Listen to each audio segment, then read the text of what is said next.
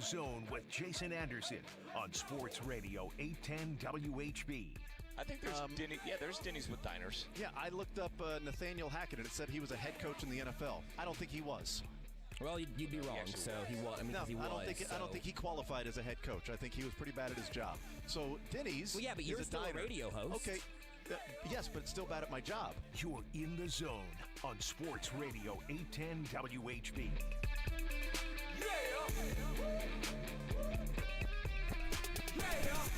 All right, a Friday edition of The Zone right here on Sports Radio 810 WHB. Jason Anderson with you, Josh Brisco and Drake. We've got you for the next 4 hours heading up until 2 o'clock to be a part of the show.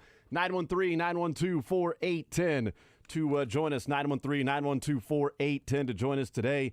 We have a jam-packed show today. We'll hear from the Chiefs out at up in St. Joe as training camp continues today. First day of padded practices going on today. So we will give you updates as they come in from that. And, of course, we'll hear from Andy Reid and select number of players at the mic stand in the tent in St. Joe today. That comes up 11 o'clock, somewhere around there. Whenever they finish up practice, we will head up to St. Joe to hear from the Chiefs and their pressers. We'll also talk with Matt Derrick from Chiefs Digest, typically at 11 o'clock on a Friday, but we're going to talk with him coming up at noon today after the press conferences are over. So we will catch up with Matt Derrick, what he has seen from training camp, the practices going on, and, of course, the first day of padded practices going on today. So Matt Derrick will be our guest coming up at noon from Chiefs Digest, and then Mick Schaefer, KSHB 41 Sports Director, will join us at 1 o'clock, and he is also in St. Joe covering training camp. He is finally returned from his vacation. He decided to wait to take a family vacation right when the Chiefs got to St. Joe. Perfect timing for the sports director.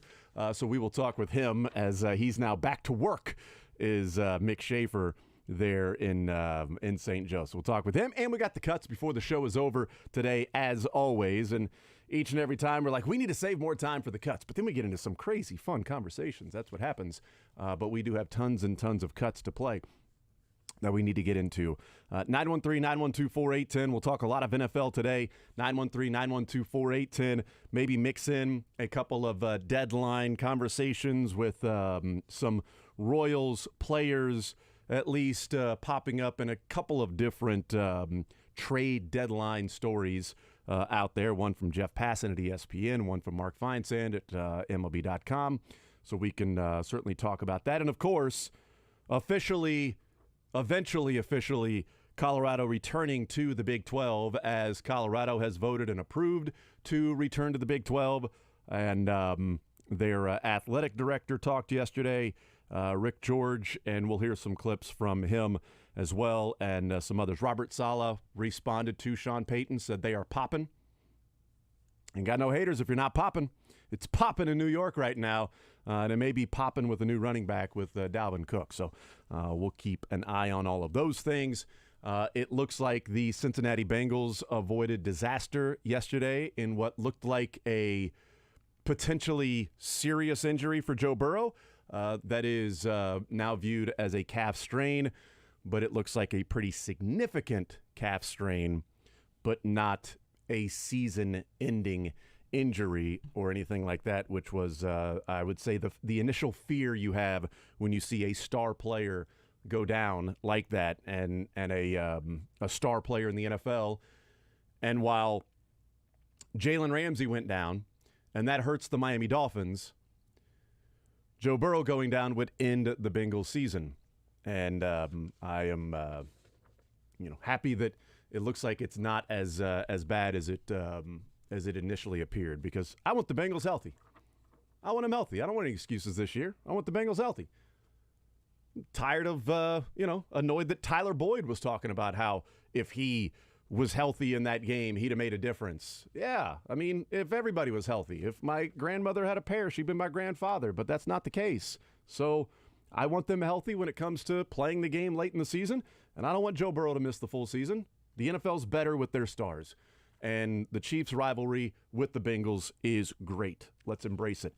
And I didn't see many Like I saw the reaction that I would expect from humans yesterday on Twitter, which was really good. We'll hear from that. And Saquon Barkley talked yesterday, which I want to play a couple of clips from that because I think it's interesting in his reasons behind showing up to camp and signing the 1-year deal.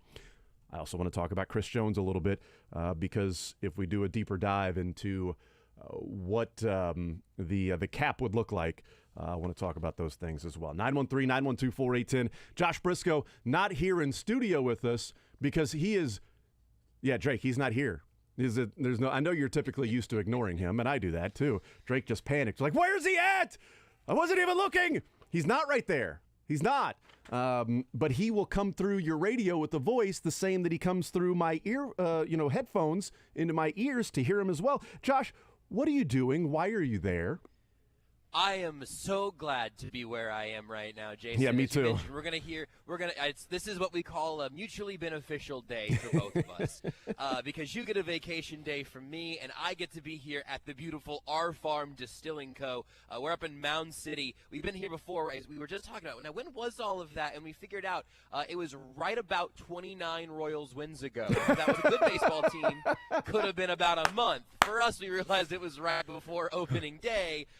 Point being, though, I love it. This is our second time up here again in Mountain City. We're going to hear from Pressers from St. Joe. We're going to hear Matt Derrick from St. Joe, Mick Schaefer from St. Joe. I'm just a hop, skip, and a jump north of St. Joe today, and very happy to be here up in Mountain City, where if you wear some Chiefs gear on site today, you get a free cocktail. I brought a hat just in case they weren't going to give me one. I wanted to come prepared. You can try their new cherry limeade vodka, which they were putting the finishing touches on when we were here last time, so I haven't gotten to try that yet, despite it being, I think, 3 of my favorite words all on one bottle. And they've also got a Bloody Mary bar event tomorrow. They'll have a food truck and live music. That's all going on tomorrow out here at Our Farm. But if you didn't hear the stories we were able to tell the first time we were out here, it is all super local, super within the family, the Our Farm family. Our 4th-generation farmers producing bourbon, rye whiskey, and other signature spirits from grains grown on their farms, and then some other stuff here, again, right in this area. Everything that is touched anywhere in this process is within a 4-mile radius of where we are now here at Our Farm. It's just been super cool to get to know the family a little bit. Oh, Dylan just brought over one of the cherry limeade bottles. Dylan, there's still a seal on this if you want to just grab me a straw and pop this off. It's popping. It is beautiful here. You and the Jets. It is popping. Me and Robert Sala are out here absolutely popping. If you've not made it out here, I had a couple friends that came out over the weekend without me. They texted me from here, and they're like, hey, that gooey butter cake cream liqueur you had us try, which I make all of my friends try now. That's, of course, an Our Farm product. They're like, yeah, you sold us. What else should we try out here? And I gave them a good long list. So if you're in the area for training camp, this is, again, like 25, 30 minutes or so away from St. Joe, the Chiefs training camp. This is absolutely worth your time. The ability to just sort of hang out and overlook the rolling hills, the fields here, the Missouri River bottom, and then to do it with truly some of the most exceptional drinks you're ever going to have in your life.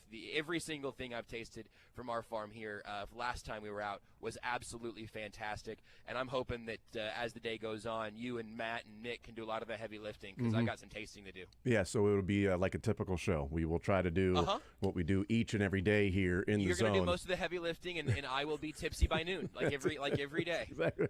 Hey, you know what? It's 5 o'clock somewhere. There is somewhere where it's 5 o'clock right now, even though it's 10:13 to you. That's fine. Whatever.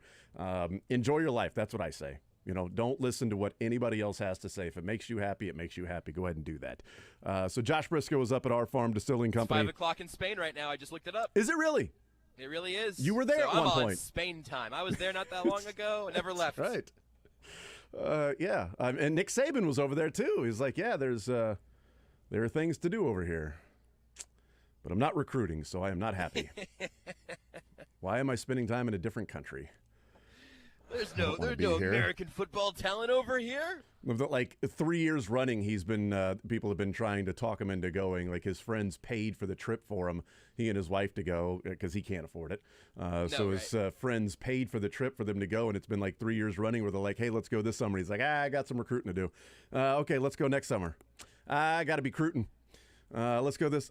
All right, fine. We'll go on an all-expense-paid trip to Europe. This is going to be so annoying and boring, and oh, cool, there's cool stuff over there. So, yeah, So you and Nick Saban, and it's 5 o'clock right there, so you can enjoy that cocktail because you wore a Chiefs hat. Good for you. Got some Chiefs gear. Going to get one of those for free. Come on out tomorrow for the Buddy Man. You're never going to want to leave. I understand if you're like, I'm not in Mound City very often. When am I going to swing through? If you make a trip out of this, make it a little weekend, little tiny little day trip or something. You don't have to go. Renee loves a little day trip. We've gone to Omaha a couple of times. Go to the zoo or whatever. Yeah, right?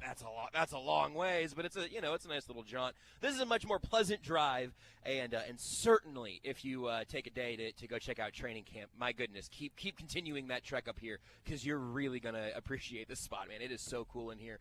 We got to get you out here next time, Jason, because I really do think I know that you're not going to necessarily have to crack open every single bottle that I'm taking with me. Not everyone. But the entire environment here, they've done such cool work in this spot, and being able to see how they're doing the distilling right here on site is so cool. So if that interests anyone listening at all, come on out, ask some questions, plan for the tour, and also I should have said this at the top. Go to rfarmdistilling.com, the letter R, farmdistilling.com, and you can sign up to the newsletter there because sometimes they've got these really small batch drops that they want to let people know about, but they're only available on site here. They're expanding to more and more places where you're going to be able to find their products. But signing up for the newsletter is how you're going to find their seasonal stuff. I got the lowdown on some things just around the corner and some small batch things.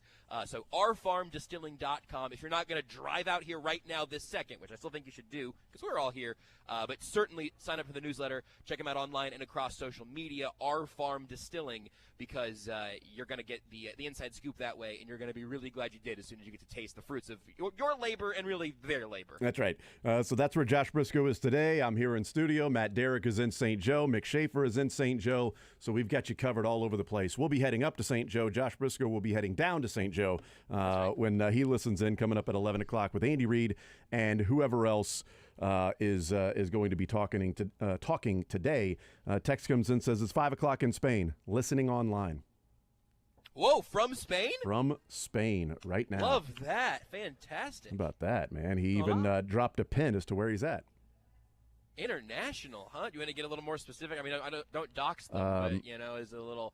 They in Barcelona? They in Paella? Looks like it's a connection between 103 and A7.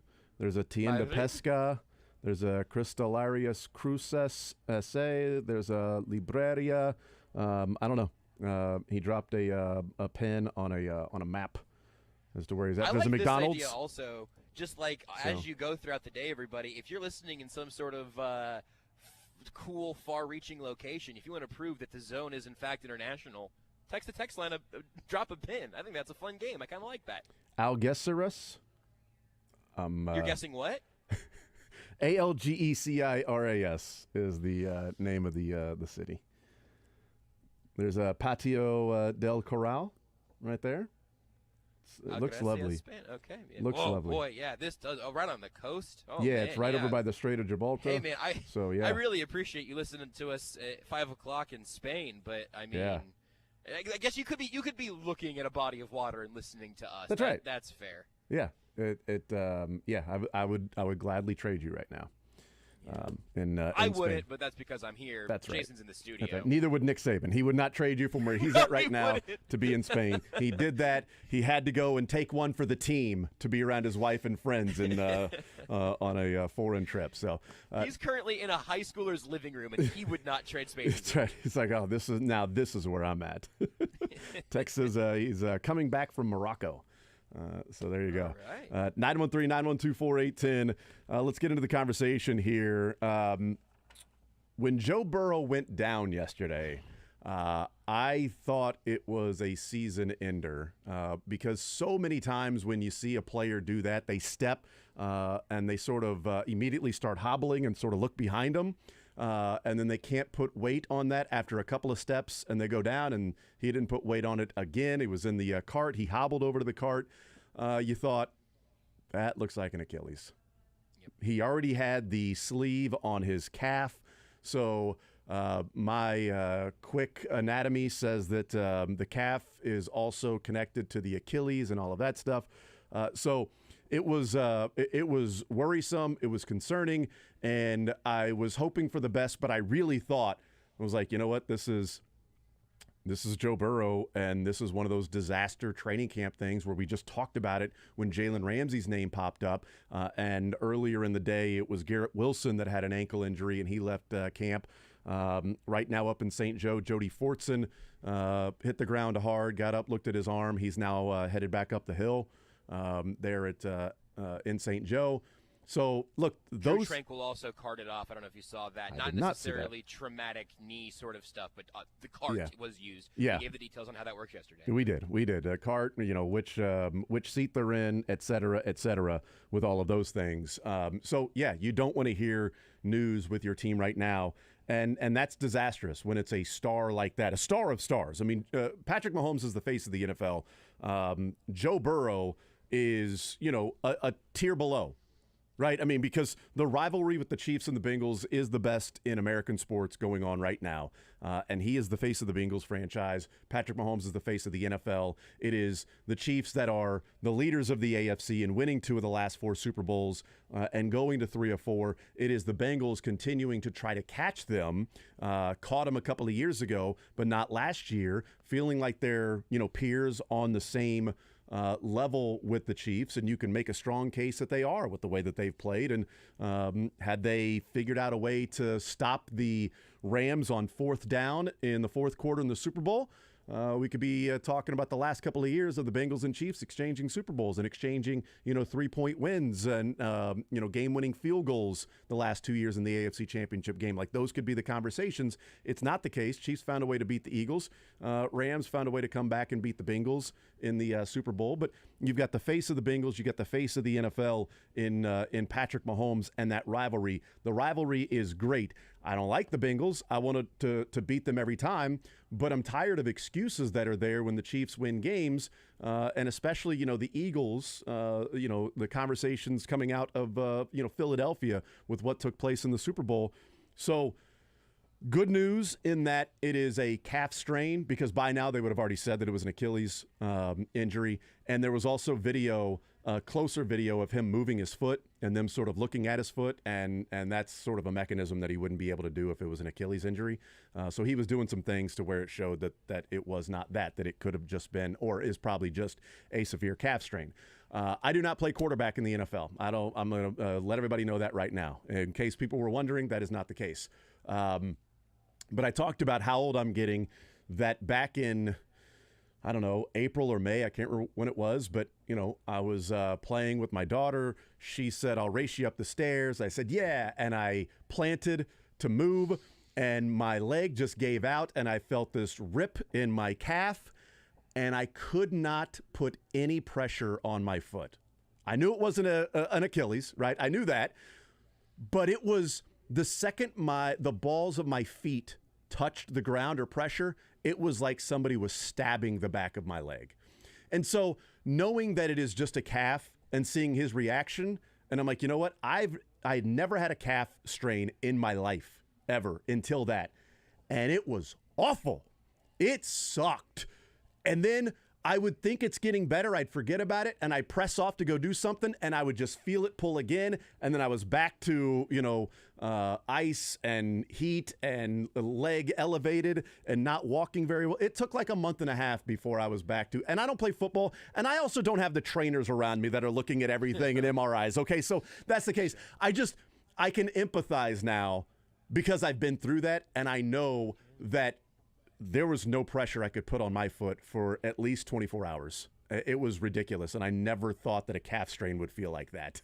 And so when he couldn't put pressure on his foot and do that, and then it showed that he was moving his foot, I'm like, okay, yeah, it's not an Achilles, but I know how bad that thing can feel, and you sometimes can't put pressure. I would guess his training camp is probably over.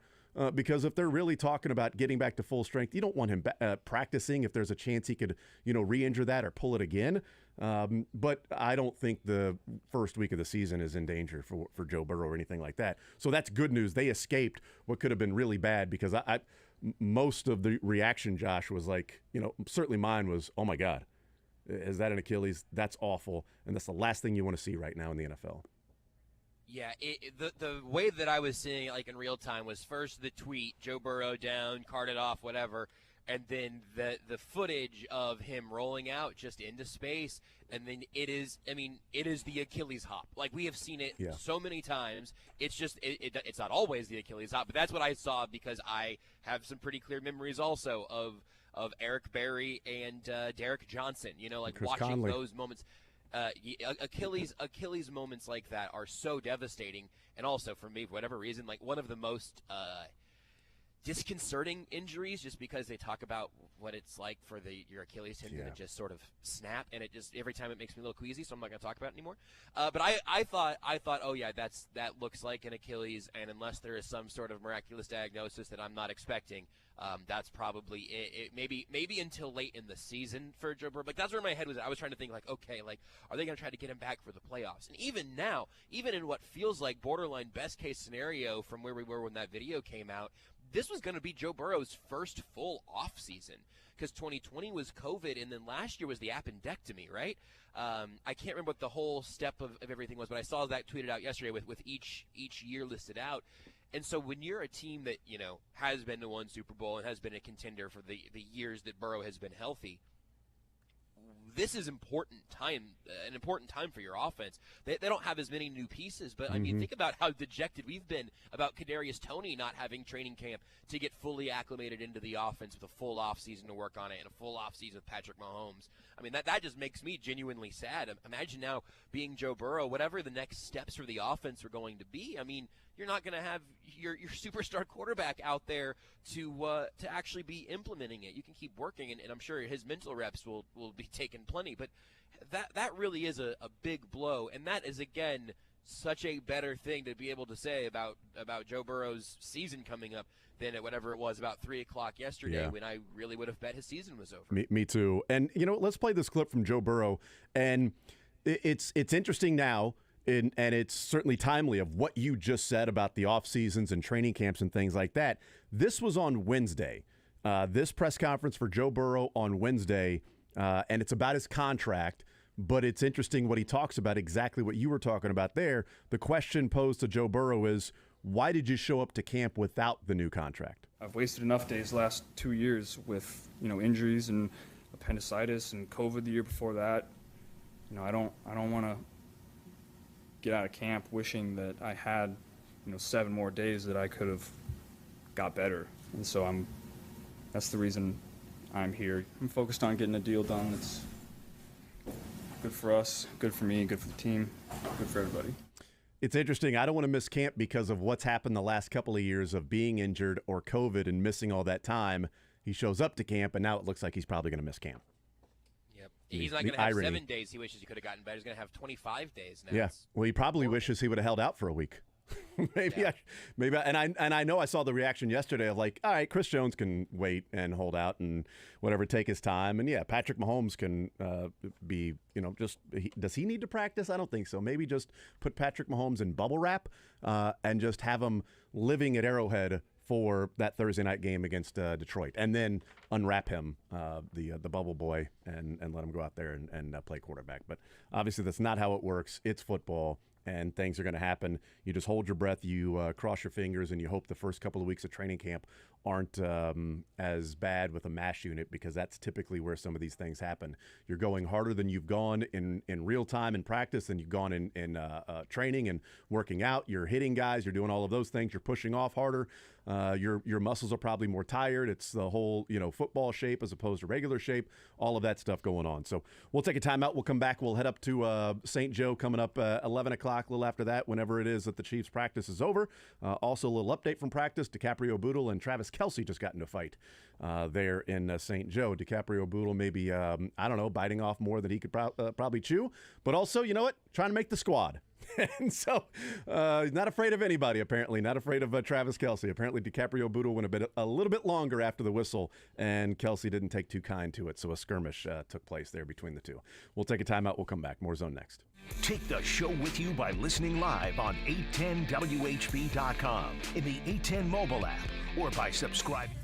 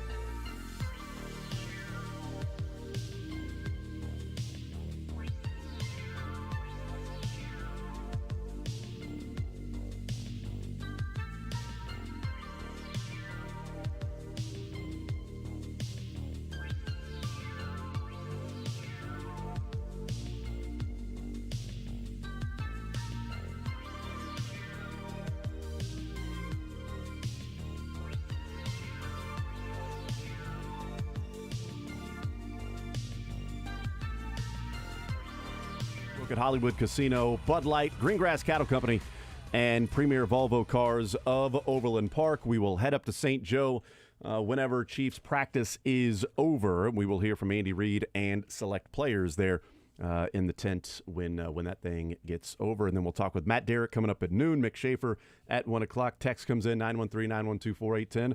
A pin from New Jersey, right across the river from Philly, listening there. So thank you for listening in there in Jersey. Appreciate that. Josh is listening in and participating up in Mound City right now. That's where he is. Can you drop a pin and text it in, Josh, so I can see where...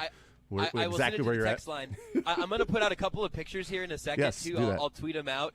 There's already a few on the 810 socials, but I'm going to tweet out some pictures, including one of the shots over the fields and rolling hills and everything. And I just, honestly, pretty much anytime there's a break, I just now take off my headset and do a little lap around and look at something beautiful and then consider just not coming back in for the start of the next segment, if I'm being honest.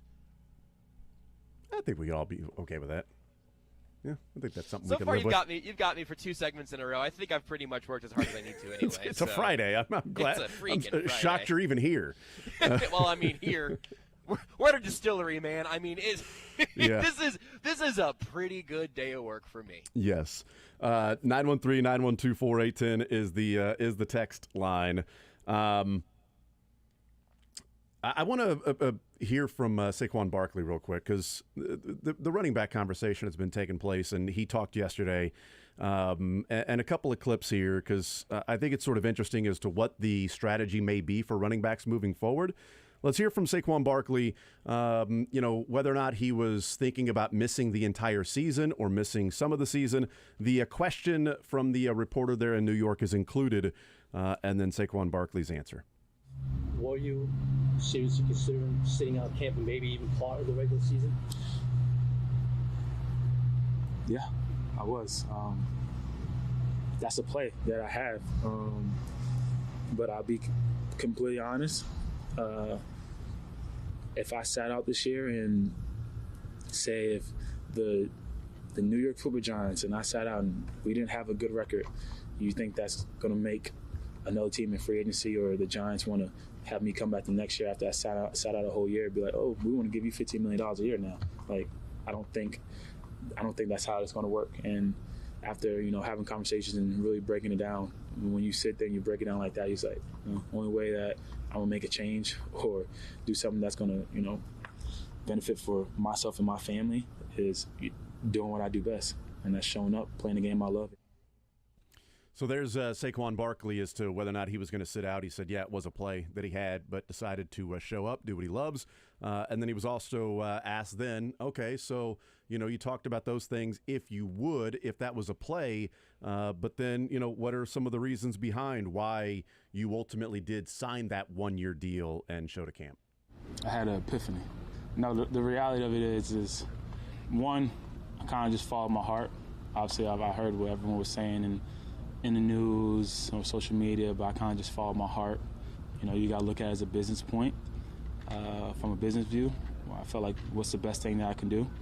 Some people may agree or disagree with this, and to sit out or sit in. And I feel like for this year specifically, the best thing that I can do for myself would be coming back, going out there, play the game that I love, playing for my teammates, doing something I want to do since I was a little kid. And I know what's going on with the running back situation and me being tagged and the value of the running back continue going down. The only way that's going to change, someone got to make a change. I know we're going to take a break here soon, but is this the strategy moving forward then? Like, is this what they talked about on the Zoom call of the best strategy for these premier running backs is to accept back-to-back years of the tag instead of signing, a long-term deal? Because there was a dispute on what the long-term deal that was offered to Saquon from the Giants was. The first thing came out and it offered him $26 million in the first 2 years. Saquon disputed that. Then before the deadline, there was another report of he was offered $19 million in the first 2 years in the contract. If he plays this year and reaches his bonuses, that's 11. His franchise tag next year is 13.2. That's $24.2 million for him in 2 years if he gets franchised over a 2-year span. I'm just wondering if that's part of when he said I had an epiphany, like George Karlaftis. If it's well, I can take this money now and be here for 3 years, or I can play the next 2 years on a franchise tag and get $24.2 million and still be a free agent after that again. It's dangerous to bet on yourself when you play a position that's notoriously hard to continue to play at a high level with. Mm-hmm. It's a tough road. Yeah, and not only that, but it's like, well, would he want to take it easy this year so that he can have that value next year? Like, well, no, he's got incentives to play this year. So he's going to want to be out there and play because he's going to get $1 million extra by being out there and playing and putting more wear and tear. And then next year making 13.2 against the franchise tag. And so $24 million. So if the $19 million was the correct number that was out there, not $26 million, then it makes sense for him not to sign the 2-year deal for, $19 million. You'd say, I'll take the 11 this year, and I think there's a pretty good chance I'll get at least 8 next year, even if I have to go somewhere else. And a franchise tag to get maybe 13, so I'll take 24.2. But that's sort of reality of what they're facing right now, and I think that might be the strategy with teams as well. 4 years, 5th-year option, franchise. You got him 7 years, I guess, of a running back's career if you want to go that route. We'll take a timeout. We'll come back. We'll continue rolling more zone next. You're in the zone with Jason Anderson on Sports Radio 810 WHB. I had a really hard time waiting all the way until training camp to feel like football was really back, and now you might be having a really hard time waiting from training camp to the beginning of the regular season, in part because you're ready for fantasy football. Well, yeah, I am too, and good news, I've already started. Better news, you're invited too. Come on over to Underdog Fantasy. I've already started participating in their biggest fantasy football tournament of all time. Best Ball Mania 4, $15 million in total prizes, $3 million of first place. I've already got a whole bunch of entries and several different NFL season-long games with Underdog Fantasy. It's the easiest way to play fantasy football. You can go through the most fun part, which is all of the drafting, and then not worry about waiver claims and pickups and injuries and all of those things that come with the annoyances of a long football season. Don't worry about it. Make your picks now. You can put your dollars down and join Underdog Fantasy, and you can win huge without having to do all that weekly roster management. I love Underdog. I really think you will too. So what are you waiting for? Sign up on UnderdogFantasy.com or via the App Store with promo code Brisco. That's BRISCO. And Underdog will double your first deposit up to $100. That's right, doubling your first deposit. That's Underdog Fantasy, promo code Brisco, BRISCO. Must be 18 or over and present in a state where Underdog Fantasy operates. Terms apply. Concerned with your play? Call 1-800-GAMBLER or visit www.ncpgambling.org. Men, summer is here. It's a time to vacation.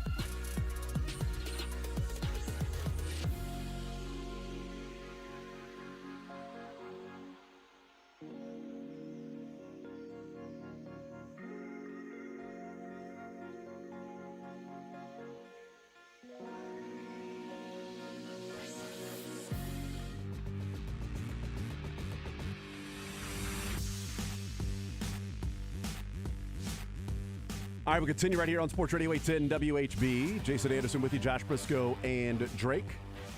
We'll head up to St. Joe when practice concludes. We will hear from Andy Reid. We'll hear from Trey Smith. We'll hear from Willie Gay, and we will hear from Brian Cook. Those are the four that will be at the podium today. So the head coach, starting right guard, starting linebacker, starting safety for the Chiefs coming up today in St. Joe.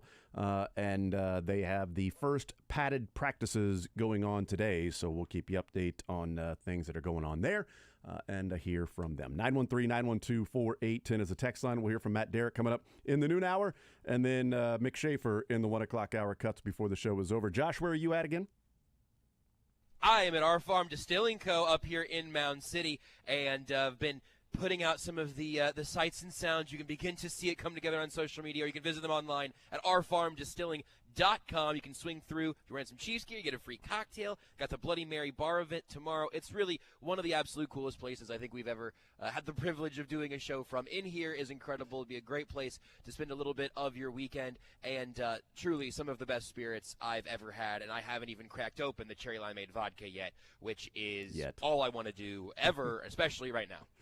Yeah, looking forward to your assessment of the press conferences while you sit back and enjoy the cherry limeade vodka during the Chiefs having their conversation. 913-912-4810.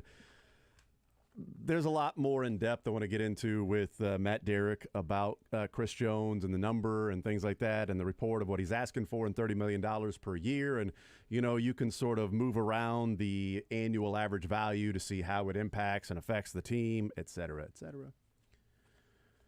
And I think the large majority, Josh, and the consensus is to pay Chris Jones, is to simply – if the money he's asking for is a little bit more than the Chiefs were wanting to go, then you just simply have to take the medicine sometimes. You're not very often in a position the Chiefs are in right now. You are, and you got to live with it. And this guy is far too important. But to those that, you know, or the conversation about, you know, well, you can't pay everybody. So if you're going to pay Chris Jones, then, you know, you're going to get into the business of paying all this exorbitant amount of money. And how did the Patriots do it? Well, the Patriots did it A, B, C, D, and E, and they wouldn't be going down this route. Here's the thing. I know when we were having the Chris Jones conversation a few years ago that it was, you can't pay Chris Jones. You've got to move on from him, trade him, do something else. It's going to be hard for you to sustain success and keep the guys on the team around you, around Patrick Mahomes and things like that if you continue to pay players at the top of the market. They paid Chris Jones. It paid off, and they won another Super Bowl with him and went to another Super Bowl. And so, yeah, it's been worth the money. They made a decision to move on from Tyreek Hill because they couldn't pay everybody. And where can you find areas that if you don't pay this high-end player, can you still be a high-end team? They made that decision last year, Josh. But here's the counter I would bring to the if you pay Chris Jones, how are you going to be paying everybody else? And you're setting yourself up for failure, and your window's not going to be open long-term if you do that. Chris Jones wants Aaron Donald money, correct? That's what we've heard. That's what he wants. The Chiefs won the Super Bowl last year. This I looked up. I made sure. I want to be factually correct on this. Chris Jones' cap hit last year was $29.4 million. You cannot win a Super Bowl with a defensive tackle making 30. 29 is fine. Patrick Mahomes' cap hit was $36 million last year, which was a total between the two of just over 65. Chris Jones' cap hit this year is $1.1 million fewer than it was last year, 28.3. Now Mahomes is higher. He's at $39.6 million.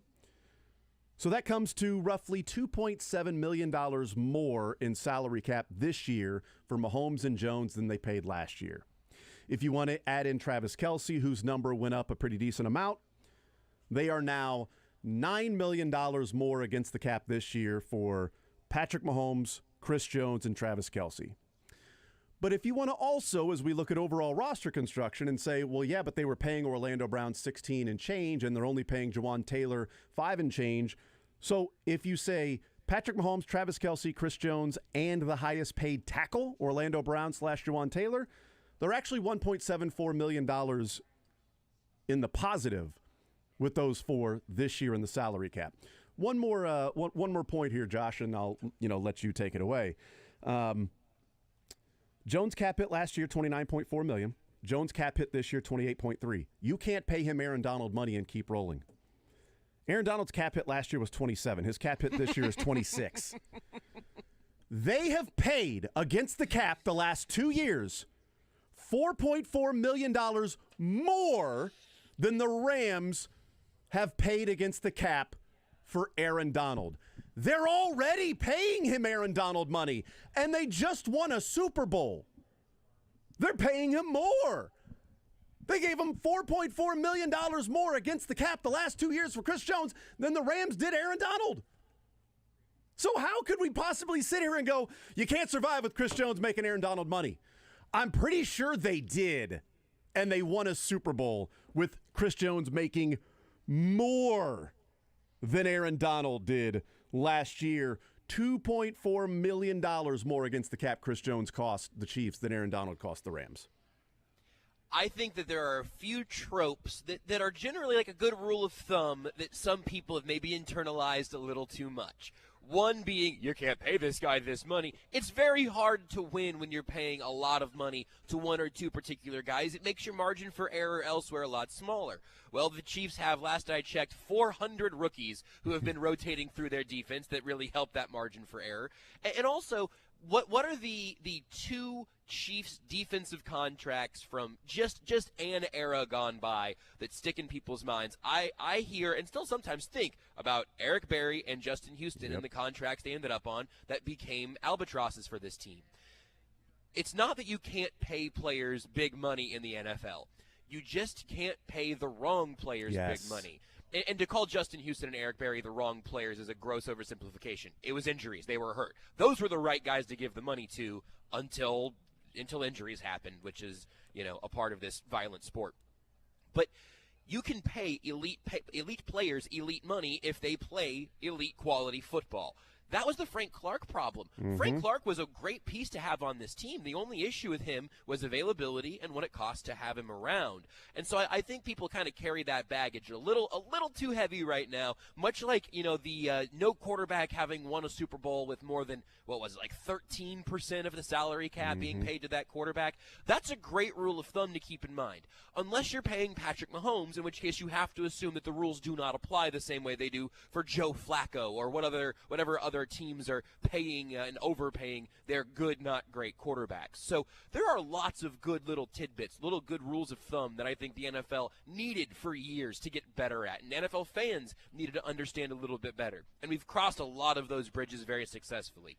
Chris Jones, however, has been an outlier, is an outlier, and to your point, has been making the money that people have been afraid to give him. That is a tremendous angle that I'm going to rub people's faces in for a while, probably, until this contract gets done. Imagine if you said the next 2 years Chris Jones' salary cap is going to be higher hit than Aaron Donald's. People would lose their bleep, right? Yep. And then you said, oh, but by the way, it's been higher the last 2 years. And they won a Super Bowl. Now, Aaron Donald's jumps up to 34 next year. So, sort of evening out when you talk about the 30, across the board. So if you subtract the 40 or the 30, you subtract $4 million for his salary cap next year and drop it down to 30. Well, Jones has been paid $4 million more than Aaron Donald in the salary cap the last 2 years. So it would essentially be, even if they paid him $29-30 million next year, the same as what they've been seeing from Aaron Donald. You can do it. They've done it. Hey guys, Matt Coker here from West Coast Men's Health to let you know that you don't have to take Viagra for the rest of your life. Acoustic wave therapy has changed the game. Trust me, I've seen guys come in who have completely given up, only to see them back in the game after going through our treatment program. So call West Coast Men's Health today. Call 913-243-3200. That's 913-243-3200. 913-243-3200. Online at westcoastmenshealth.com. Training camp is finally here. Greengrass Cattle Company has you covered this football season with new training camp preseason bundles to make sure you've got everything you need for your next tailgate. They've got a rookie bundle that includes ground beef, brats, an arm roast, and a flank steak. A veteran bundle that includes ground beef, sirloin steak, chuck roast, KC strips, and boneless ribeyes. And finally, an all-pro bundle that includes ground beef, KC strips, boneless ribeyes, a tri-tip, and a brisket. Order online at greengrasscattleco.com while you still can. I'm Dr. Andrew Palmisano, a fellowship-trained orthopedic surgeon with Acentus Healthcare. Acentus now has orthopedic surgery and sports medicine. Myself and Drs. E.J. Wilkinson and Nick Aberly are available for all of your orthopedic needs. Come see our state-of-the-art clinics during our walk-in hours featuring same-day and next-day appointments, Monday through Friday in Leawood and on Parallel Parkway in Kansas City. Call 913-395-0294, 913-395-0294 to book your appointment at Acentus Healthcare today. KU fans, Lance Leipold and the 2023 Jayhawks are gearing up for a great fall campaign at David Booth Memorial Stadium. Several ticket options available. Order your tickets by calling 785-864-3141. That's 785-864-3141 or online at kuathletics.com/tickets. Chiefs fans, the champs return for the home opener against the Lions on September 7th. Tickets for less. Your local KC ticket experts have tickets to every Chiefs game with no service fees and unbeatable customer service. Get tickets, parking, and VIP tailgate passes now at ticketsforless.com. WHB Kansas Darius, City. you know about. Wharton, you know about. The ones today, Tranquil strained his neck. Fortson hurt his shoulder. They're going to check it out here. And then Dana strained his calf. So, but all in all, it was good work today. Guys challenged themselves. A little shorter practice, hour and 40-minute practice. And the guys worked. It was good to get them back in pads and working to challenge each other. So, for that, time's yours. Andy, first day of pads, can you feel that energy go up? Yeah, oh yeah. I mean, yeah, naturally it does that. So, but I like the way they did it. You know how they got after each other. Yeah. And, you like it when you got to ramp it up. It's a physical game. But saw a couple of the after the play little conversations. Travis was involved in one. How do you manage being amped up but not going? Yeah, fighting is a waste of time. You get thrown out of games doing it, get hurt out here doing it. So, but they're going to jaw. It's hot, humid. They're going to jaw a little bit, just as long as there's no punches thrown. We're all right. They're going to talk a little bit, but that happens. Thoughts on your two new tackles? How they looked in pass? Yeah, they did pretty good. It's a challenge mentally and physically for them, being new and then going through the practice like this. So, I'm not always used to that, but I thought they hung in there pretty good. Yeah. Coach Isaiah got a little work in the past. How long before he's have to get pulled up? We'll just see. We're kind of taking that day by day. We'll just see how it goes. No setbacks. That's what we're looking for. But he feels pretty good. We'll just see how it rolls. Take it slow. Any guys stand out to you on the first one? No. I mean, they all. I thought they all did a pretty good job. I can't pick one out. They might not show up tomorrow. I pick just one. Might only be coaching one guy. And in your early looks at Justin Ross, how have you seen him adjust to this camp now? Is he actually able to get some practice? Yeah, no, he's getting better every day. I mean, this will be good for him with the pads on, and he's such a big kid, tall kid. Ability to go up and get the ball, that type of stuff will benefit him. Andy, early impressions on Matt Bushman and Derek Prince too. Yeah, both doing good. Bush is playing tight end and working hard. He's competing. Good route runner, real good route runner. Knows what he's doing there. He's going to continue to work on the run game part of it, but that's what he's doing. So, and then Prince, it's just a matter of staying on top of it every day. So it's new to him. Protections are always for the rookie running backs is a thing you have to learn. So, but he's such a hard worker. Great hands. Looked like he had good vision in the 9-on-7 in the run game. Andy, what did John Ross tell you before he left? Yeah, he didn't say much. He just was tired of it, and I'm sure there was some frustration there. But he'll be fine. He's a sharp kid. you know, he's one of the guys. He'll make it somewhere. Earlier in the week, Trey was ready for Pats because he likes to hit people. What have you seen from him? Which one? Trey. Yeah. Which Trey we got? Trey Smith. Yeah. No, he's always, you know, ready to hit somebody. He's a tough kid, and I thought he did a good job. He had a couple where his hands got out, but he's got to just keep those in tight. And you know, it's good to have the officials out here helping us with all that. So they hear it from the officials. That's even different than hearing it from a coach. So, but he does a good job. Hard work. Coach, you've had Willie here for a while. Just how have you seen him progress over the years? Yeah, I like the way he stepped up the last couple of years here. He's got the defense down, and phenomenal athlete. You know, he's a great athlete. Loves to play, brings great energy. Coach Rasheed Rice, you got a chance to see him. And I know first year sometimes it can be tough. You got a lot to give him. How's he getting the offense, and how did he look trying to fly over the pads? Yeah, sure. Sharp kid, tremendous talent. This is all new to him. You know, when you're a rookie receiver, you come in here, you're running miles, and so you got to get used to that and the pace. There's no play off. There's no backside. I mean, you got to go 100 miles an hour. So he's learning that, but he's willing, you know, and he works hard, and quarterbacks like him. So he's doing a good job. Flip side, just to follow up, sorry. Sky Moore having that year, how much further down the road, how much quicker is he now? Yeah, he's doing a nice job. This guy's tough. He's good after the catch, and got good hands, good route runner. Has worked a lot with Pat in the offseason, so yeah, he's solid. Yep. It's a bit of an obligatory question. Have you heard from Chris in the last few days when you last talked to you? I haven't, no. Any expectation on when he might come in? Don't know. We're moving fast and furious, even though he's not here. Coach, you talked about Brian Cook stepping up and being a voice just during this offseason. How do you look in those day pass? Yeah, he's doing a nice job. Nice job.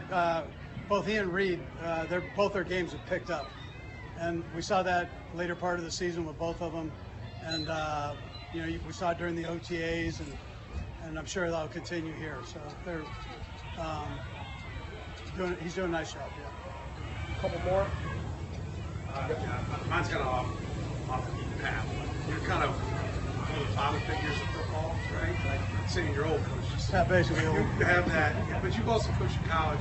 The situation at Northwestern with the A's and everything. I know, like, rookies will be carrying guys' pads and everything. Yeah. What's kind of your, like, when does it go too far? How do you keep it? Yeah, well, we talk about it. I mean, I don't hide it from him. I mean, you know, we let the guys that'll get in front of the line and carry helmets, but past that, there's no physical stuff, man. Those days are gone. So you can't mess around with that. Are you surprised to hear that like there are coaches that think that would actually somehow help? Yeah, well, I'm a big Fitz fan. I mean, I think I've had a lot of players come from there that have been tremendous. You know, Mike Kafka being one of them, and you know, the parts of his program that I knew, I mean, it was tremendous. So I had a lot of respect for him. So, you know, whatever, I don't know the situation. I don't know what's real, not real. Good? Hey, all right, good. Yep. All right, there's Andy Reid giving some updates on practice. Drew Tranquill had a neck injury, and Jody Fortson a shoulder injury today with the first day of pads in camp. Not needing the chippiness in the fights and things that are going on out there, but it does get a little bit heated, and there are players that are trying to make the team and make a name for themselves. One that doesn't have to make the team, Willie Gay. He's next. So much could have happened, but I'm in year 4 now, and I'm thankful and ready to have some fun. So. Do you feel like an old head now? Oh yeah, I'm young, but year 4, man, it's like it flew by, you know. And so with that in my mind, I know I got to, you know, lead in a different way this year, you know. So. You mentioned your year 4. It's the natural contract year for players in your spot. Did that add any pressure to you or any expectations of going through this season? I just want to ball out, man. Just like last year, you know, I want to ball out. I missed 4 games, unfortunately, but this year, man, trying to be injury-free, stay out there with my team and give it all I got, you know, and let everything else handle itself in the back end. You know, I just want to win another Super Bowl, you know, add that to my resume and let everything else handle itself. How did today feel, first day of camp? It was one of those days, you know, and we got better today. It was Coach Reed's training camp practice today. You know, I'll tell you that. Tomorrow won't be no easier, but like I told the guys, as long as we continue to get better, it's going to make it the games and preseason even easier, and we'll start winning. So. In the past, you said you wanted to beat linebackers and interceptions. How much is making turnovers and playmakers? I want to be a playmaker, man, and that's still my goal, you know. So you can't never give up on them, and I'm sticking to them. So yes, sir, I'm definitely gonna, you know, reach for the stars, baby. So. Well, you said you want to win another Super Bowl, but does it feel different having done that? That's the ultimate goal. There are lots of players that never get to do it. Yeah, you know, it's exciting. Turn it back on? It's exciting to say I want to win a Super Bowl. When you already got one, then you really want to win another one, you know. So it's like an extra motivation, you know. And so I'm definitely fighting for that, though, man. That's a great feeling, you know. What's it been like playing with Drew? You got another veteran in there. Like you say, he has that, year 5 guy. So like you say, another veteran in the room, man. He knows so much, so smart. Played a big role in L.A. with the Chargers, and bring it here, man. I'm learning from him. We learning from each other. Like, that's what you do, you know. And it's been great having him. Couple more. Really, one of the leaders of the defense in here, of course, Chris Jones. What is the defense missing without him being out there? We've been rolling, man. I ain't gonna lie to you. Of course, we all know Chris Jones. You know, I ain't gonna get into it, but we've been rolling, you know. And with him, of course, it will be a great defense. But, you know, while we're here and while things are the way they are, we're gonna ball out. So. And Nick, what would it mean to the defense as a whole if Chris is able to get your deal done and he comes back at some point? What would that mean for the defense? I mean, just add a big piece, you know, big piece that we hope to have. You know, I mean, we can't be out here thinking, dang, I wish Chris was here, but we just have to handle things the way they are and roll with it. Willie, real quick, what's your impression of Derek Prince, the rookie running back? Oh, man, that boy, he going to be good. He going to be good. That's all I'm going to say. And I'm going to stick to that one, so. Last two, you guys. When you talk about the growth of Nick Bolton. The growth, that boy been growing since rookie year, man. To be where he is now, it's like he a year 10 vet, you know, in year 3. So to see that, you know, it's amazing. It's like I'm witnessing greatness, you know, right beside me, you know, and me and him both, man, we shooting for the stars this year. So it's definitely gonna be a great season for the linebackers. Did you watch Quarterback, the Netflix show? Yeah, I did. What were your thoughts? It's a cool show. They should have put me on that, but it's all good. Yeah. Thanks, everybody. Thank y'all. There's Willie Gay. Pretty good. They should have put me on that. Yeah, first day of pads. One of those days. Here's Trey Smith. What's it like just this time of camp? Yeah, it's classic St. Joe's, man. Not much to it. Just getting back in that daily routine and grind and training camp. What's the feeling like with those 2 new tackles? And that interior, I mean, it still looks, still good. What's it like just with the whole new line? Yeah, you know, just testament to Coach Andy Hack, Corey Mate, and we have Coach Jason Smith coming in right now too. Just the job that they do in terms of preparing us for what we face daily. Obviously, the interior is still the same, so getting the chance to work with my guys Joe and Creed is always fun. But also having our new tackles and Donovan and Jawan Taylor, they're doing an excellent job just making sure they're getting up to speed in terms of what we do as an offense and what we do as a team and our culture. Yeah, Creed said the interior is just, y'all work so well together that sometimes don't even communicate during games. Yes. What is that like and how does that even work? It feels great, first off, but you know, when you have that sense of trust and you respect and you know the guy beside you has your back in every situation, like he said, a lot of times it's almost like secondhand reflexes at this point.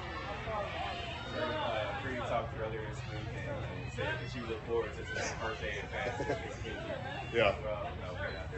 Yeah, first day, man. You know, your first time you put on the pads, obviously you're still a little bit rusty. Someone made the comment earlier, the last time we really put in pads was like during the Super Bowl. I was like, dang, it's been a while. So, you know, you have some things that you got to clean up. Some things you can be a little bit tighter technique-wise, but it's always good to put the pads back on. It's always good knowing the season's around the corner. You still feel as hungry having just one thing everybody, a lot of guys fight for years and don't get it. You have that Super Bowl now. It's hard to have that energy, to have that hunger, or do it the other way. Yeah. Yeah, we're always hungry, man. I mean, I'm hungry right now. I could go for a corn dog. You know, at the end of the day, we're always hungry. We understand that even though we might have won it last year, no one cares. You know, that's the reality of football. That's the reality of the game we play. No one really cares what you did the previous year. It matters what you put on the field this current year, what you show up and do.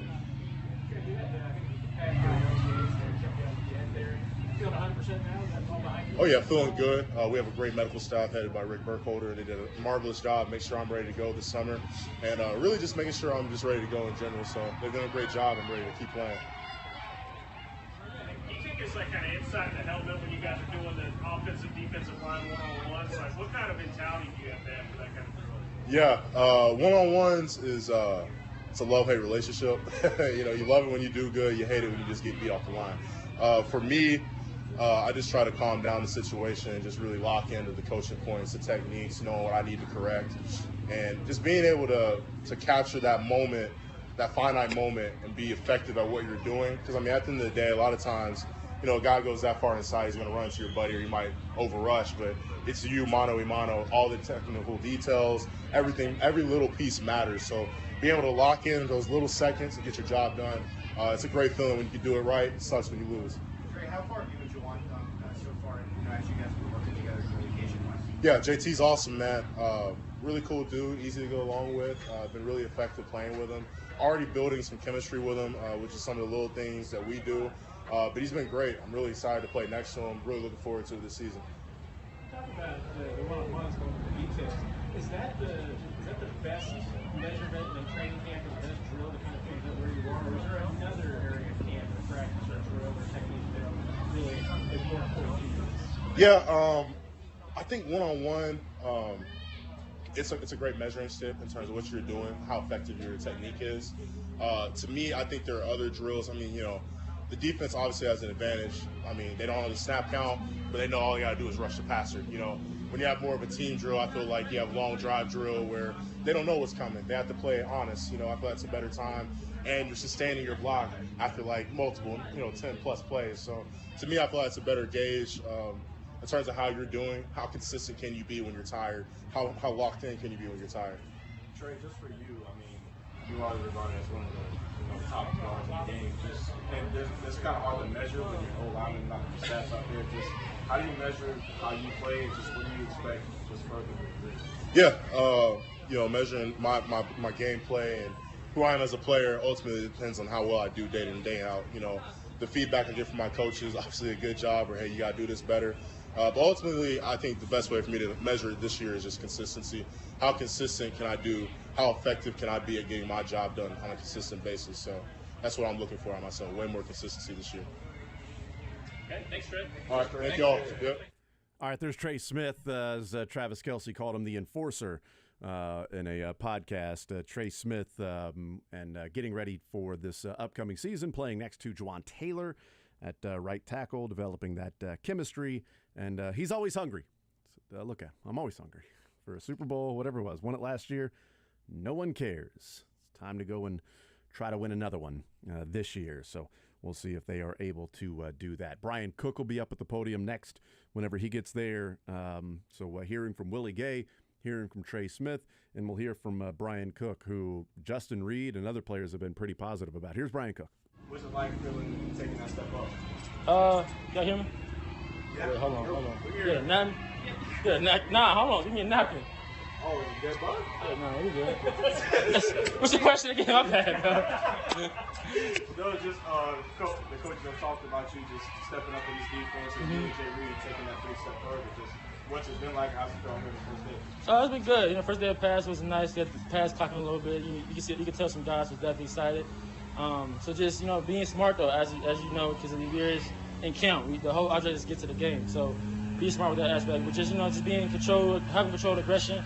As far as the leadership wise, just make sure everybody in front of me is doing a good job. Make sure everybody know what they need to do, know like the checks going on. Because the faster they play, the faster I can play. So as long as everybody in the right position in front of me, we good. Are you one of those guys that's excited about today? I mean, yeah, I'm a different mindset right now. I'm just trying to get my guys to understand what we plan on every down as much as possible. That's where my head is at. In the past, when the crowd comes up and the first game, obviously it comes to the present, then it'd be a whole different situation. Right now, I'm just focused on getting the guys in the right position, playing fast, understand what coach wants me to do, and working on the details before I get to the season. Brian, you said my guys. It's your second year. Is that something you've taken on for this defense to be all of your guys? I mean, yeah, my guys regardless. I mean, even when last year, they were still my guys. Because at the end of the day, like, the position of safety, my object is to get everybody lined up and ready to play. Because honestly speaking, I'm the last line of defense. So if I'm confused back there, I don't know what's going on. That's a very big problem, especially with the guys in front of me. So my object is to be as confident, be as ready as I can be. So the 10 or the 9 that's in front of me, 'cause I know I got Drew next to me, to be playing as fast and high level as he possibly can. Right, one moved on this offseason, got his deal. What did you take away? One more time, sir? One Gordon moved on this offseason. Oh, yeah. What did you take away from your time with him?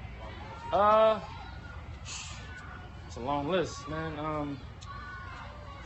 I think perseverance was one thing that I kind of learned from him. I know he has his history. He had the injury years back, so hearing how he battled with that and seeing how he became a pro. He only came in here he's already seasoned. I didn't see him his rookie, year 2, anything like that. But hearing his story, how he talked about himself, how he overcome some adversities coming in, and then how he put on display of great football his last year. Like, it was beautiful to watch. I just got here. I was just able to just learn from him in any shape, way, or form. Just actually see him too for his wedding. So that's a congratulations to him.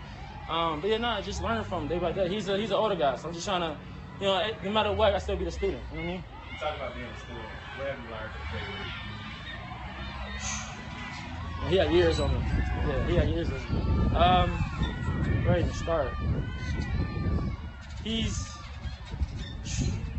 trying to find the right words. There's so much to learn from him because he's outside of football. I would say that's to start off.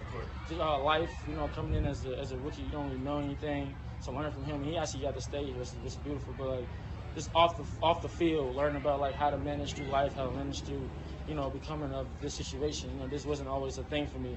So just being comfortable in front of the cameras, things like that, and then on the field, just being ready, being a pro. I think this just goes down to everything. Because as you can see, he's playing on a high level, which I definitely enjoy.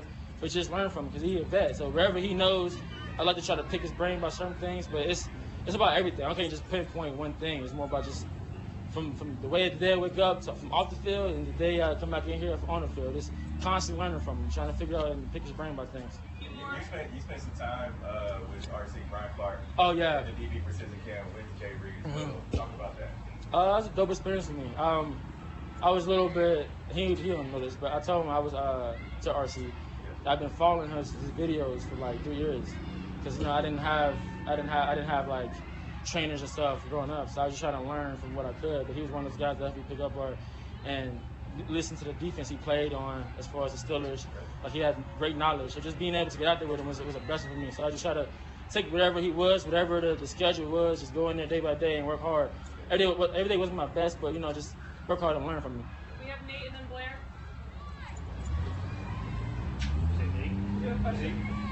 Oh, and just like, today had a little conversation with Kelsey on play. What was that about?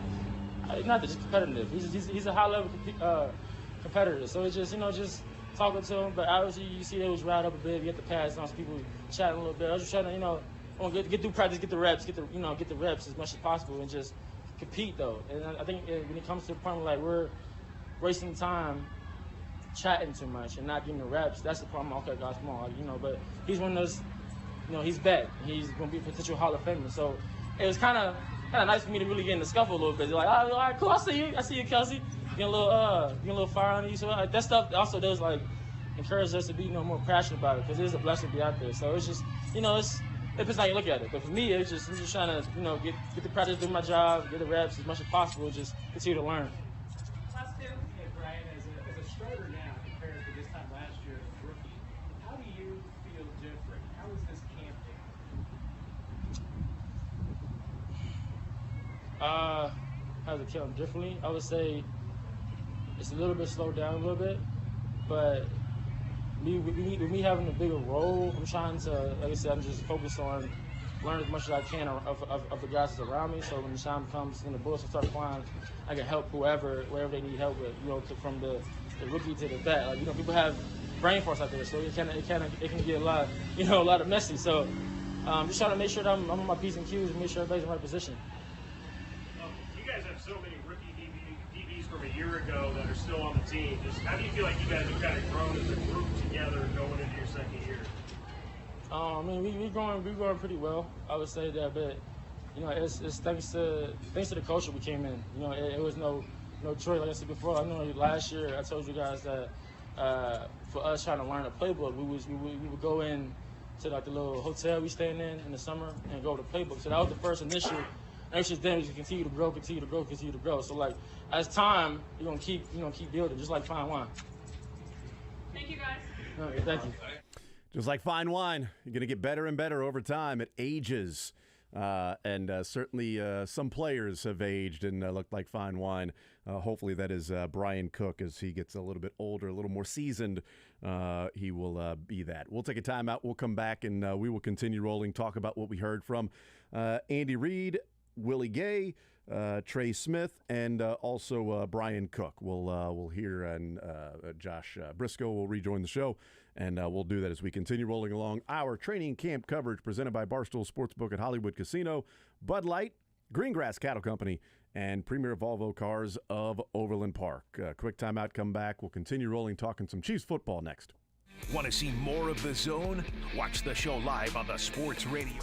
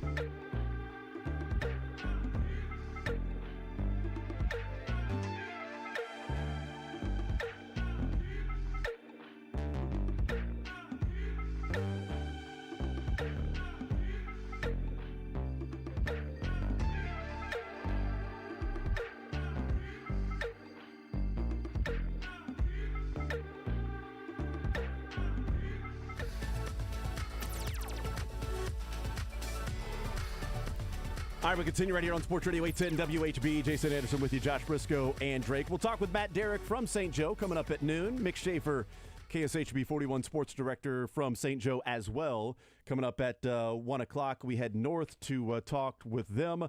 We head even more norther to hear from Josh Brisco, who is in Mound City. Josh, what's up? What are you doing there? What's going on? And are you still with us of sound mind and body? We are. Okay. Farm, still with you in sound spirits, of course, especially. We're at our farm distilling up here in Mound City. Wear your Chiefs gear in today. You can get a free cocktail of any of these. They have so many incredible spirits here, man. I know we were here as we were talking about right before baseball season to be here now with training camp. We're about 30 minutes away or so from the training camp festivities in St. Joe. And so if you're in the area and you're looking for, all right, we're going to St. Joe, we got an idea, we're going to see some Chiefs practice, then what? I have not just a suggestion, it's mandatory. You would be doing yourself a disservice to not come on by Our Farm Distilling here in Mound City. The Our Farm family are fourth-generation farmers. Now they're producing bourbon, rye whiskey, and other signature spirits from grains grown on their farm. We got a little tour the first time we were out here. They've got the tours. They've got tastings, incredible cocktails with all their signature spirits. I have been preaching the good word of this gooey butter cake cream liqueur. I took a bottle home with me after last time we were out here. I will be getting another bottle today because that one is gone now because I just kept making all of my friends and family try it. Anyone who came over, it was like, hey, welcome in. Would you like to try something called butter cake liqueur, cream liqueur? And everyone says yes, and then everyone has some, and then it goes by pretty fast. But I am a huge, huge fan of everything we've tasted from here at Our Farm. A great spot to hang, certainly after training camp, or really any time you're in the area or want to have an awesome trip to a really cool spot. You can see the Missouri River bottom overlooking all of that, the rolling hills, the fields, and some incredible spirits. I'm really a big fan, and also a fan of how they do things. Like, it really is all this family who's been doing it for generations now branching out into a whole new world and absolutely knocking it out of the park with the spirits they've got here. So Our Farm Distilling Co., and you can visit them online. Sign up for the newsletter, ourfarmdistilling.com. That's where you're going to hear about the new products, some of the limited batch releases. ourfarmdistilling.com. That's the letter R, farmdistilling.com. Andy Reid talking, and he was asked about a conversation. Did he talk much with John Ross as he left the team, the non-football retired list? And Andy Reid said, didn't say much, just tired of it. That's a lot of people have quit their job doing that. So he quit. What did he say? Not much. Just said he was tired of it. Okay, there you go. He also said I'm sure he'll catch on somewhere, I think he said. And I don't know if that's what John Ross is trying to do. Yeah, I know. That stood out to me as well. So it's like, okay, John Ross is retiring. And then Andy Reid said, he's a good player. He'll catch on somewhere. So is he actually retiring, or is he like, you know what, I'm just tired-ing right now, and we'll see if I need to retire at some point, or is this just I'm tired of Andy Reid's training camp and I ain't putting up with it. We haven't even put on pads yet, and I'm done. I am tired of it. That's interesting. He didn't say much, just that he's tired of it.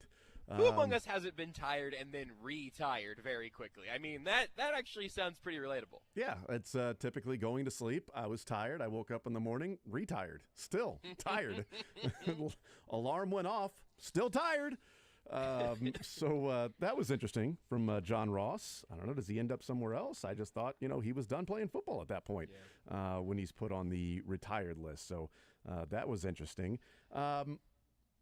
I want to start with Brian Cook because I thought that was an interesting press conference with him.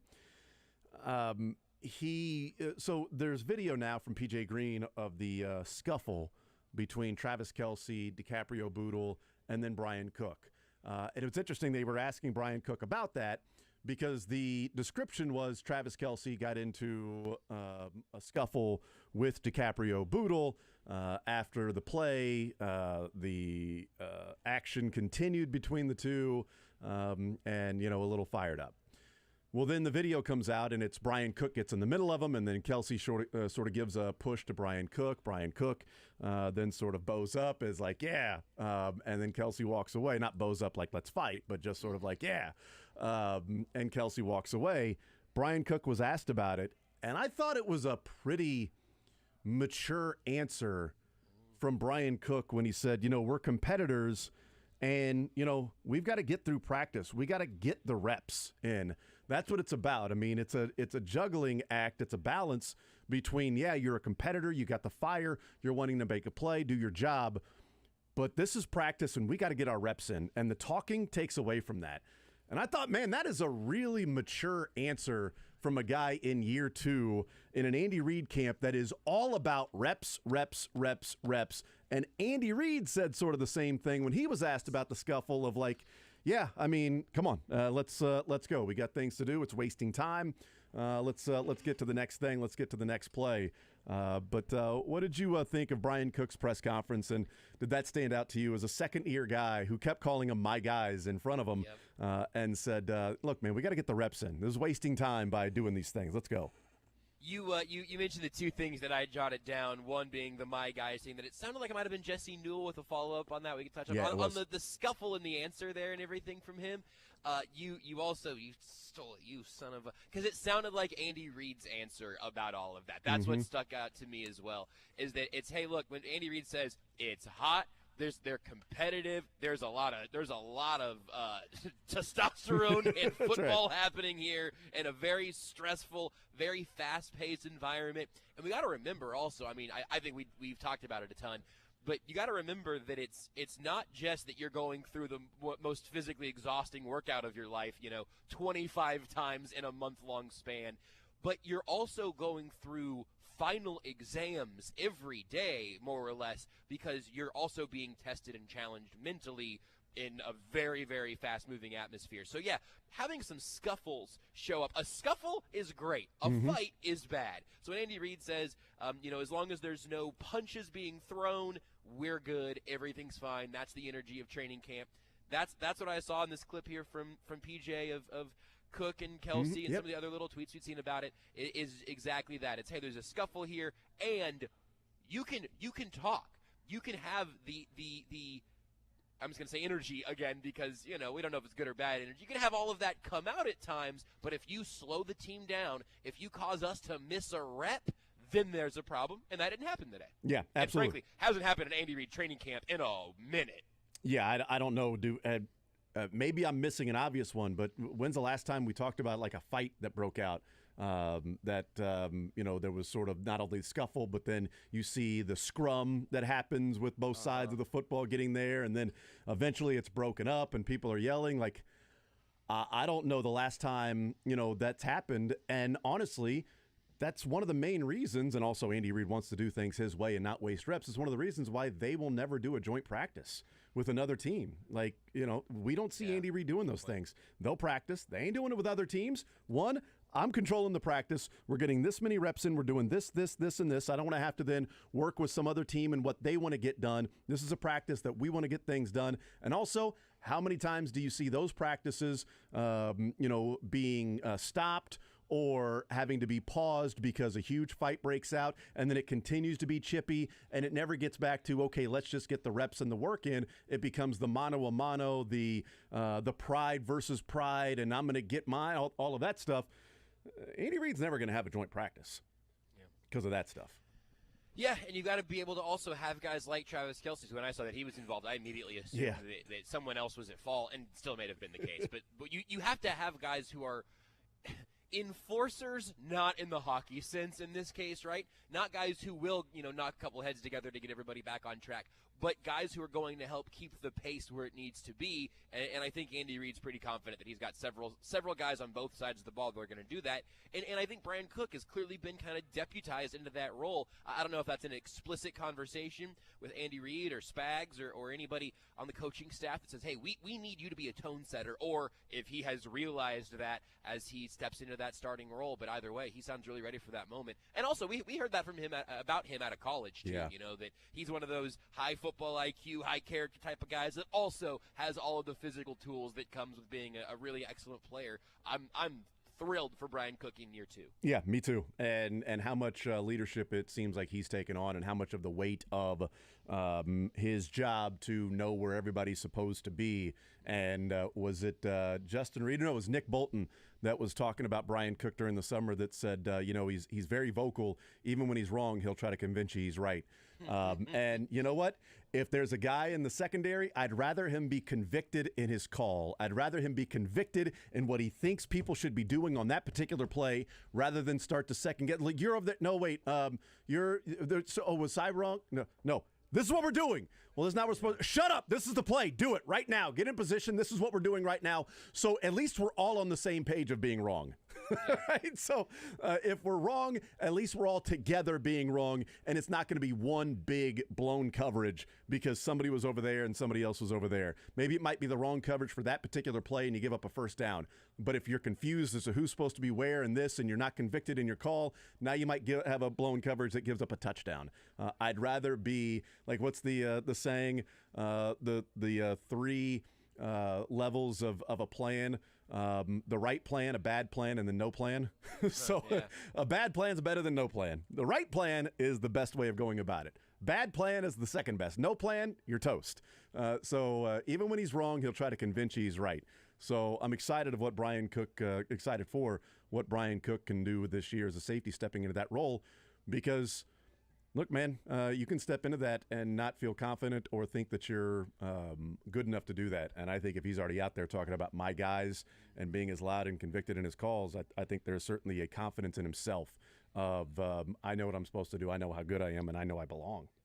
And not just even, my guys and my speed, but trying to get my guys in the right position to where they can be playing fast. I mean, we talk all the time about a fast wrong decision is oftentimes better than a slow correct decision. Now, that can be quarterbacking, pass rushing, whatever. But even in that play call thing, I think that's kind of an interesting extra little angle to view it through of like, yeah, you might rather have everybody be on the same page reading it slightly wrong than doing completely different things and then just leaving huge gains out there, busted coverage, bad communication, and all of that. But Cook's not only saying he's getting to a point where he can be playing fast, he's trying to get everyone else to that speed. And that goes back also, I think, in some ways. I mean, Cook was obviously a rookie last year, but to Justin Reed saying, hey, it wasn't until that regular season Bengals game, what was that, week 13 or 14, until I was really, really comfortable in this defense and being able to play it instinctually at that maximum speed. That's something you have to be able to do. And for Brian Cook also, as a player, out of college, at least my expectation early on was like, okay, he can do some box safety stuff. He's going to be an upgraded, souped-up Dan Sorensen role in a lot of ways, but you probably don't want him having to use that speed as a rangy kind of back of the defense safety. And then later in the year, they used him exactly that way, and he was great there too. Like I think they've really found something in him, and if he's able to play at the speed the NFL demands and also be getting guys set in front of him, I'm doubling down on Brian Cook at that point. Like Willie Gay said, look, man, it's a one of those days. It's an Andy Reid training camp. It's that pause said a lot. Andy Reid training camp practice is what it is. And it was interesting when people were talking when they had mentioned the long drive drill. That stood out to me because I don't know if you saw the clip. We didn't end up playing it, but the clip from the New Heights podcast where Jason Kelsey and Travis Kelsey were talking about the Andy Reid training camp, and Jason Kelsey was saying, man, there is one drill that I do not miss. It was the worst. I hated it. And they both said at the same time, long drive drill. Jason goes, yes. Oh, I hate it. And Travis like, oh, it's the worst. First day of pads, long drive drill. So, I mean, that's really interesting. Andy Reid's like, let's go time, man. This is the worst drill, what everybody hates, and we're doing it on day one of pads. And, it almost certainly at least only matters for the starters, right? It's not like this Chiefs season was looking like it might have been coming down to Chad Henne having the ball on the 2-yard line and needing to put together a 98-yard drive. It's not like that's where the season ultimately culminated. Oh, hold on a second. Oh, this Andy Reid fella. That's right. I just thought that was great when I heard that. Like, when does he do that drill? Is it a few days in? You're at camp, and no. Day number one, here comes a long drive drill, which is what Trey Smith talked about. Is he said a better gauge of how well you're doing and what you're doing as a team, rather than the one-on-ones when you're going up against a defensive player. That every piece of the technique matters. You got to lock in for that little bit of time. But he's saying, there's other drills, the team drills, the long drive. drill is a better gauge, because what are you doing when you're tired? How are you executing when you're tired and you're exhausted? And apparently it's a drill that nobody likes doing, because Jason Kelsey apparently still thinks about it. And that's the thing that he misses the least of being around Andy Reid, is that drill. I thought that was pretty interesting as a tie-in to that just happened this week of Jason and Travis talking about that. And then day number 1, that drill. We'll take a timeout. We'll come back. Josh Brisco is hanging out at Our Farm Distillery Company, and we are hanging out here in studio. We'll take a timeout. We'll come back. More Zone next. Take the show with you by listening live on 810WHB.com, in the 810 mobile app, or by subscribing to The Zone wherever you get you.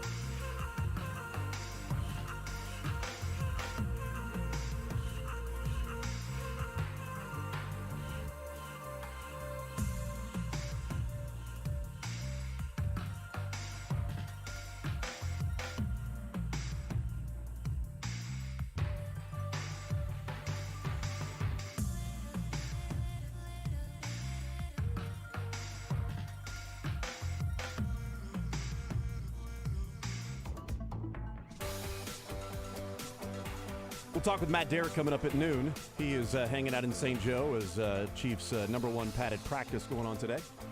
Wrapping up.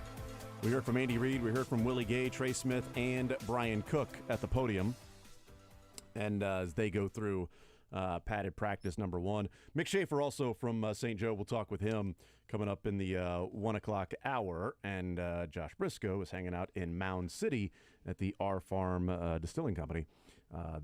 Wearing Chiefs gear, you get a free cocktail if you Which, walk in. like, hey guys, if you're at training camp, and you're thinking, all right, what's Act 2? It's a Friday. We're heading out. Maybe you're hearing us right now on the radio. If you're driving south, turn around. If you're driving north, just make it to Mound City. Stop off here at Our Farm Distilling Co. Wear your Chiefs gear in. Free cocktail. They got the Bloody Mary bar event tomorrow. They'll have the food truck, some live music, and you can get all their information for everything else and the newsletter, which you sign up for, so you know when this new stuff is dropping at ourfarmdistilling.com. You get out here, you're going to understand immediately why this place is so cool. Can we play the clip of Caleb No, Bengals reporter? This was from last night on ESPN. He was talking about Joe Burrow, all of that stuff, but then also the contract. That's been a lot of conversation around Cincinnati, around the league since Justin Herbert signed his. Joe Burrow is going to sign the largest contract in NFL history on an annual average value whenever that gets done. The question is how that thing is going to be constructed with the cash, the cap hits, guaranteed deals, whatever the guaranteed dollars are going to be, the guaranteed mechanisms that Patrick Mahomes had in his, what are the money and the new money in the first 3 years, which Justin Herbert now has the record at $100 million. But here's Caleb No weighing in on Burrow's contract and saying that the team will make sure and go out of their way that it will not be a distraction.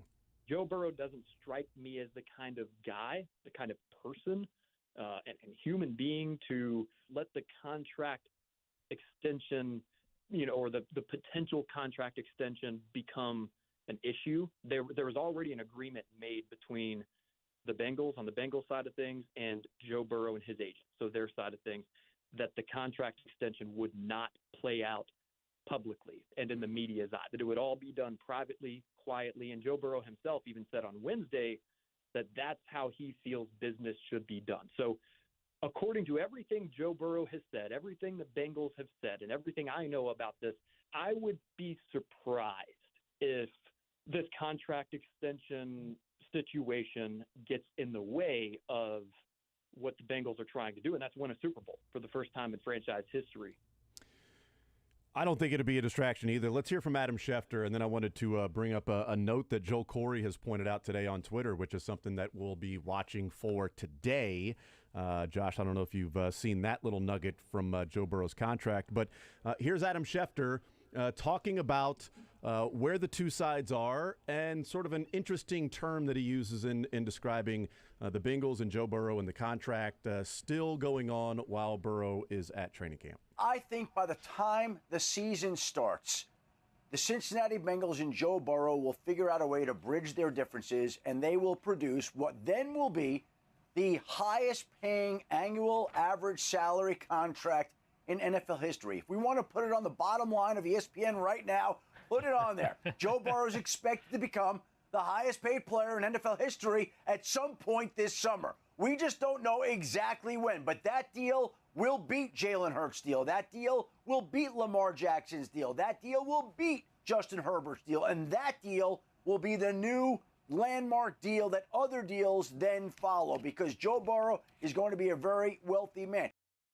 So what I thought stood out there, Josh, was when he said that they will come together, they will figure out a way to bridge their differences. That really stood out to me in the because it feels like, there's at least something to go off of with Justin Herbert. We thought the same thing with Chris Jones and Quinnen Williams, right? That, okay, well, now that the baseline is there, that maybe it's easier to get done. But this is after Justin Herbert's contract is done. Joe Burrow's there in camp saying that it's not going to be a distraction. One of the reasons why he showed up was because he had missed some training camp. They're going to get something done that's in the best interest of the team, everybody, for Joe Burrow, all of that stuff. And Adam Schefter says that eventually they'll figure out a way to bridge their differences. That's different than they'll figure out a way to construct this to where it works for everybody. Bridge their differences is interesting because there's clearly something they disagree on in how this contract is wanting to be constructed by the Bengals and wanting to be constructed by Joe Burrow's representatives. Well, and to the first clip, this idea that both sides believe that business should be handled behind closed doors and they should all be able to get this figured out privately and not have to play it out through the media, that's all fine and dandy, and I imagine that almost every contract begins that way. Maybe you get a guy looking for an extension before he's supposed to get one or whatever. But more often than not, when there's a deal that both sides want to get done, that's how it starts. The question becomes, is that how it finishes? Because that's what was happening until Chris Jones didn't report for the Chiefs. Mm-hmm. It was all behind closed doors. We didn't have a ton of reporting. We had the idea of the window above Quinnen Williams, below Aaron Donald. But after the Quinnen Williams thing comes around, and look, the Bengals, partially Schefter's saying, hey, highest AAV ever, and then the previous report with some of those details about why they really think they are going to be able to work this out. Congratulations, Cincinnati. You have the clearest the clearest template possible to follow here. And this is why I think there's a chance they get it done behind closed doors, whatever those differences may be. You do know where you're starting here, at least, which is I'm going to make more money per year than anyone in this sport ever has before. That's where we're starting the conversation. Joe Burrow, no bleep, doesn't need to drag this out on Twitter to try to get it going because he's not Saquon Barkley trying to fight for what his value really is. The expectation that everyone has is that he's going to set a record, and the pressure then is completely on the Bengals to make that money work, or something drastic would have to follow after that, and that seems so unlikely that it's just a deal that absolutely has to get done, even more so than us saying that Chris Jones deal, that's got to get done. This would start a fan revolt that we have not seen in the modern NFL if they let Joe Burrow move for any reason. Yeah, and the nugget that Joe Corey has put out on Twitter that has to do with today is that Joe Burrow has a roster bonus, a reporting roster bonus of $4.5 million. That enacts the third day of practice after the report date. That's today, 4 o'clock Eastern. If they don't get a deal done, that $4.5 million is an immediate, non-changeable, adjustable number that will count against the cap this year. If they get something done, they can convert that in part of a signing bonus and move that over the life of the contract for up to 5 years. So people have been pointing to today, I guess. I didn't realize this, but people have been pointing to today at 3 o'clock Central Time as to when they would expect something to be done with Joe Burrow, because the Bengals want to be able to move that $4.5 million elsewhere and lower his cap number this year. And I don't think that this can, derail everything, but it would be weird to sign a contract extension at the largest in NFL history days, or in this case, a day after having a horrifying-looking injury that's going to knock you out of the rest of training camp. Timing on all of this gets even weirder now. Yep, absolutely. So, will be interesting to watch. I'm glad the Chiefs aren't going through that. They got it done. Everybody was happy. Maybe there's a liquor store in Cincinnati that's going to break the Joe Burrow news. Maybe that's the case. We'll see. We will talk with Matt Derrick. A lot of Chiefs football we'll talk with Matt Derrick about. Also want to look at the AFC West and Sean Payton's comments. What does that do for the Denver Broncos, if anything? Justin Herbert's contract for the Chargers, what does that do for them moving forward? We'll talk about Chris Jones, the number, the pads on Matt Derrick, all that coming up from St. Joe next right here on Sports Radio 810. Family Leisure is finally having our summer sale. Lots of cold...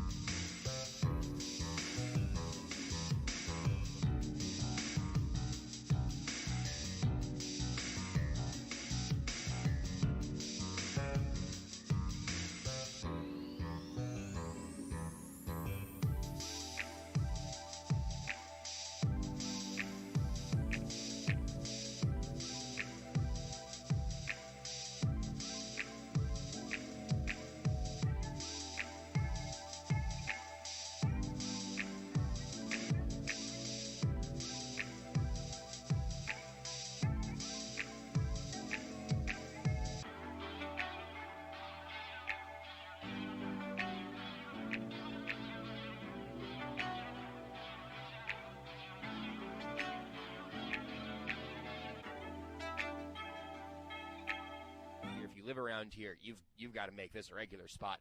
But if you're making your visit to training camp and you want something to do after St. Joe, just go ahead and hop up a little further north, Our Farm Distilling. You can also visit them online and sign up for their newsletter so you know when some of these small batch releases are coming. Everything here is very much alive and part of the process as they continue to expand what they're doing.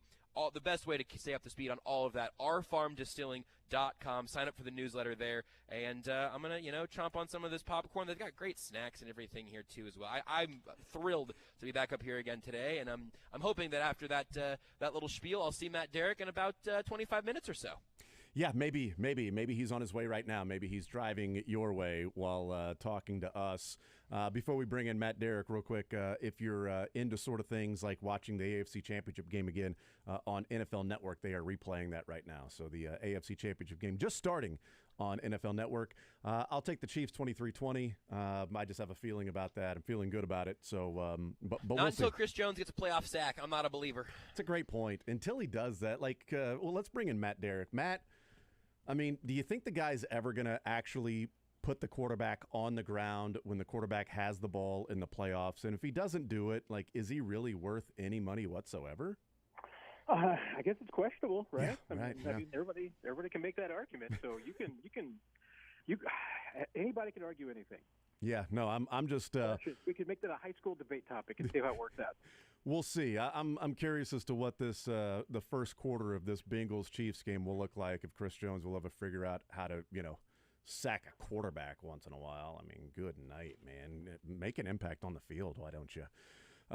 Matt Derrick is our guest from Chiefs Digest, and he is there in St. Joe. Pads on today. But first, Matt, first to the field. Are you battling anybody? Is there anybody that's going on this year that you're seeing there's competition, or is it what's the deal with that? Yeah, I'll tell you what. It has been a lackluster competition, and frankly, on both sides. Wow. I've had a couple of rough reps myself. So I've been beaten by a fair number of people on 2 days. So we're 5 practices in right now. So disappointing. I mean, I could if I wanted to. If I wanted to, I could claim my record as 3-2. I could comfortably claim that I have a better record than that against a lot of the team. But there was one day I was here at 8:00. But, that was the rain day. I would have beaten anybody to the field, but nobody was on the field that morning. So I guess that's kind of a wash. So Literally. we'll call it 2-2-1. But the other problem is that as no one has emerged as that guy. No one has emerged as the fighter for me. So really, Deion Bush and Justin Reed are the two that you could possibly say or make the case. Deion Bush has been one of the first guys out there most days, and Justin Reed is usually first or second as well. So those are the two guys. But other than that, there's no Iron Man machine like Vitaly Gurman from last year. So it's it's a challenge. I mean, I like a fight, and right now there's not much of a fight going on. It's the safety room. Okay, so we know it's a couple of guys that are playing safeties. That may be a challenge. I don't know. If anything, I should probably just fight Dave Tobe because Dave Tobe comes down to get his coffee and sit in the tent and kind of watch everything pretty early, and you got to get up pretty early to beat Dave Tobe. So maybe that's the guy I should really be challenging. Well, there were some Chiefs fans last year that would have joined you in wanting to do that. So. But not the case as the season, ended, and they got some awesome special teams play, some punt returns and some field goals being made and some other punt returns as well. I'm a little concerned about the Chiefs coverage unit, Matt, today. I saw a clip of Richie James returning a kick, and there were probably 8 missed tackles on the coverage team. Nobody wanted to tackle Richie James at all. It's concerning, Matt. Pads are on, and people were just touching them and then going away from them. It was weird. That is the funny thing. We talk about, hey, the pads come on, it gets more physical and everything. But remember, it's a practice. So, you're still not tackling to the ground. You're still not popping anybody. So, when somebody does get popped really good or does drive them to the ground, you're kind of like going, whoa, wait a minute. Wait, what do we got here? Yeah, the AFC Championship game, this is a little concerning. L'Jarius Sneed just got injured. If it's over, man. If he doesn't return to the field, I'm pretty concerned about that. So something to keep an eye on. We will certainly be watching. It looked pretty bad. It looked like a head injury. I'm really concerned about that. But I'll keep you up to date, Matt, as to what's going on while we talk about that and this game is played. On the other side of Jason, I can tell you, I don't know if you saw my text earlier, but I am going to have to step away for about 15 minutes. Sorry. Yes. Oh, well, wow. when quarterback one calls, Wow. Okay. Yeah. No, I don't just have much of an option. I just saw the text. Anytime that happens, you tell me. Mid thought, no matter what, Jason, I got to go. Whatever it is. I'll check it back with you guys in a little bit. All right. So there's Matt Derrick. He is going to step away for a little bit. He is getting ready to interview Patrick Mahomes. So I guess he should probably do that. He didn't tell me he was doing that today. Why? Here's the I was thing. like, hey, can you do noon? He was like, noon's great. And Yeah. then never warned me that his plan had changed. So at 12:02, he texted me and said, nightmare scenario, just told my one-on-one with Mahomes may be this hour. That doesn't sound like a nightmare. What a nightmare. That's Matt working too hard, using too strong of words to make us feel better. Thou doth protest much. Nightmare scenario, I can't talk to you for a little bit. I got to go have a one-on-one with Patrick Mahomes. And he didn't want to just carry it live on our air? That's what I was thinking, man. Just why not just talk to him and hold the phone out, put it on speaker, hold the phone out while you're talking. We'll record it for you, Matt. That's what I was going to say. We'll record it. Drake, call him back and tell him we'll record it. And you just go back and forth with the phone. Do it live on the air. We'll do it live. I'll write it. There aren't even words there. Had we stayed in Tahoe until Saturday, Patrick Mahomes told me that he would come on the show on Saturday. But we left on Friday. So, why didn't he tell Matt that he would get him on Saturday? It was, a couple of weeks ago at this point. Patrick Mahomes told me, "Hey, sorry, I can't do it now. I'd love to. If you're here tomorrow, I got you." You better not be fooling, man. You better not be fooling. 913-912-4810 is the text line. I do want to let people know Matt Derrick's Path to Training Camp is presented by Premier Volvo of Overland Park, Zero Res, and also Rally House. I believe Seren will be at Rally House in St. Joe today, Yes, right? sir. Heck yeah. Sure will. In fact, the illustrious Dylan Michaels has hopped from our farm to go hang out and go get him set up there. So the double feature, if you want today, to see the Zone live in action here at our farm Distilling Co. And you can go see Seren in the program at the Rally House in St. Joe. You can enjoy yourself with some libations around Josh and then lose all of your monetary inhibitions at Rally House. This is a win-win for everybody. I'll tell you what, that's right. We're having a good time out here today. You would have done the same thing, honey. Okay, you would have bought it too. Why do we have 5 hats of the same exact hat? I liked it. What if I lose 4 of them? I don't want. I want to mow in this one. I'm going to wear this one to formal events, and this one's my casual one, and then 2 backups. Formal events. You know Here's how the I'm thing, always, dude. You know how I'm always talking about I don't have a wedding hat? See, No, I do. Was it George Kittle? Somebody like George Kittle. Maybe George Kittle got married in a formal baseball cap. I'm gonna have to see if it was Kittle. Interesting. I do, and I don't know what this I don't know what this says about my generally sort of bizarre psyche. I might have been a baseball player. It doesn't look like it was Kittle, but I really do think I don't want to wear this hat too much. I like it. I don't want to I don't want to get it all dirty or whatever, and then all of a sudden my favorite hat has left the regular hat rotation and has moved into the yard work hat rotation. I mean, I've got a whole system for this stuff. Me too. I've got the new hat. I wear it. I move on to different hats. The old hat that I haven't worn in a while is now a yard hat. And I've got about 20 yard hats that See, I should probably give away. Demoting them to yard hat is all right, well, they're still getting used, but then there is the pile up there in yard hat territory where it's well, I don't know what to.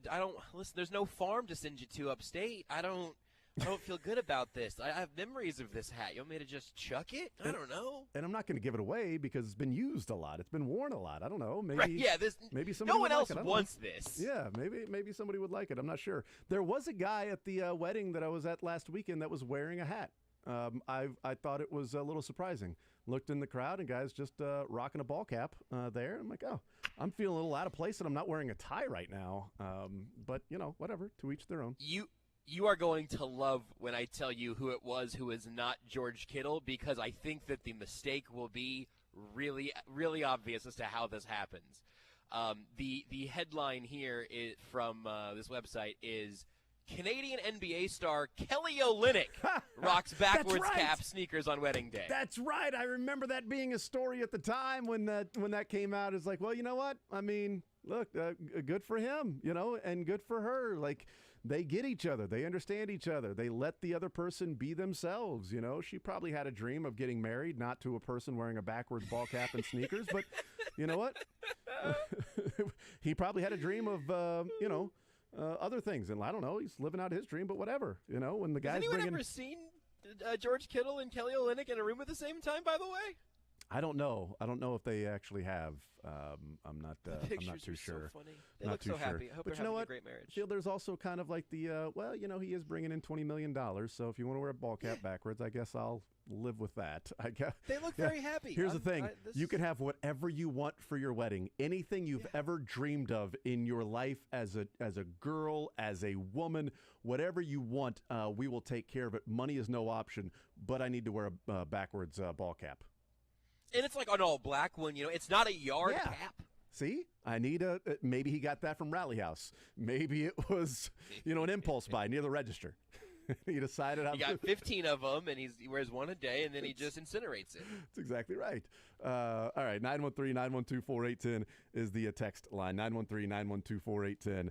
We will talk with Matt Derrick in the Path to Training Camp when he is done shoving us aside so he can talk with Patrick Mahomes, QB1 there. So let's take a quick time out. We'll come back. We'll continue talking some Chiefs. I want to get back into the Chris Jones conversation. I tweeted out the numbers that we talked about earlier about the cap hits. So we can talk about what the Aaron Donald money is and annual average value and other parts of a contract, but really from the Chiefs standpoint and from fan standpoint, like what are you paying against the cap?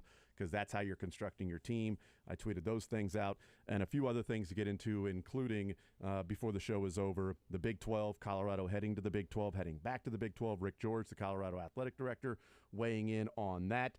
There's also a report from Craig Miller, who works down in Dallas, covers the Big 12, has almost 200,000 followers. So that sort of matters in today's day and age now. But he tweets out, Pac-12 source says Oregon is leaving and possibly to the Big 12. Nothing confirmed yet, but stay tuned. Would be massive for the Big 12 as Oregon's the biggest brand remaining in the Pac-12 and would be a crippling blow to that conference.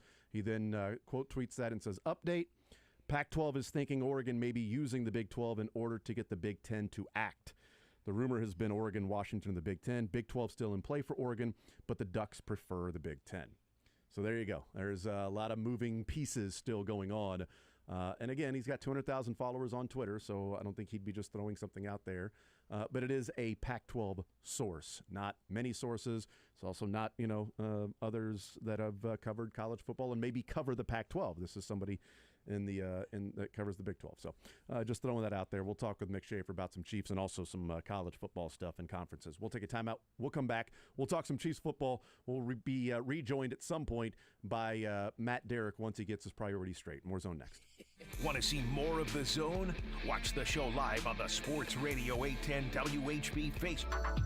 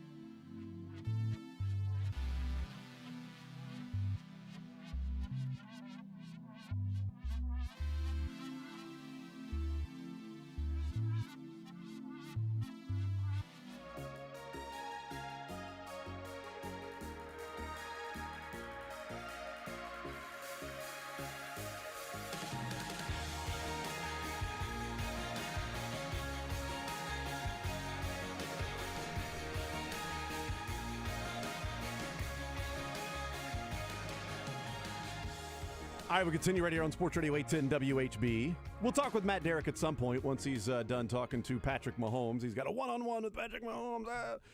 The Matt Derrick Path to Training Camp presented by Premier Volvo Cars of Overland Park, Zero Res, and Rally House, where Soren will be later on today there in St. Joe. 913-912-4810. 913-912-4810 is the text line. Chris Jones not in camp still.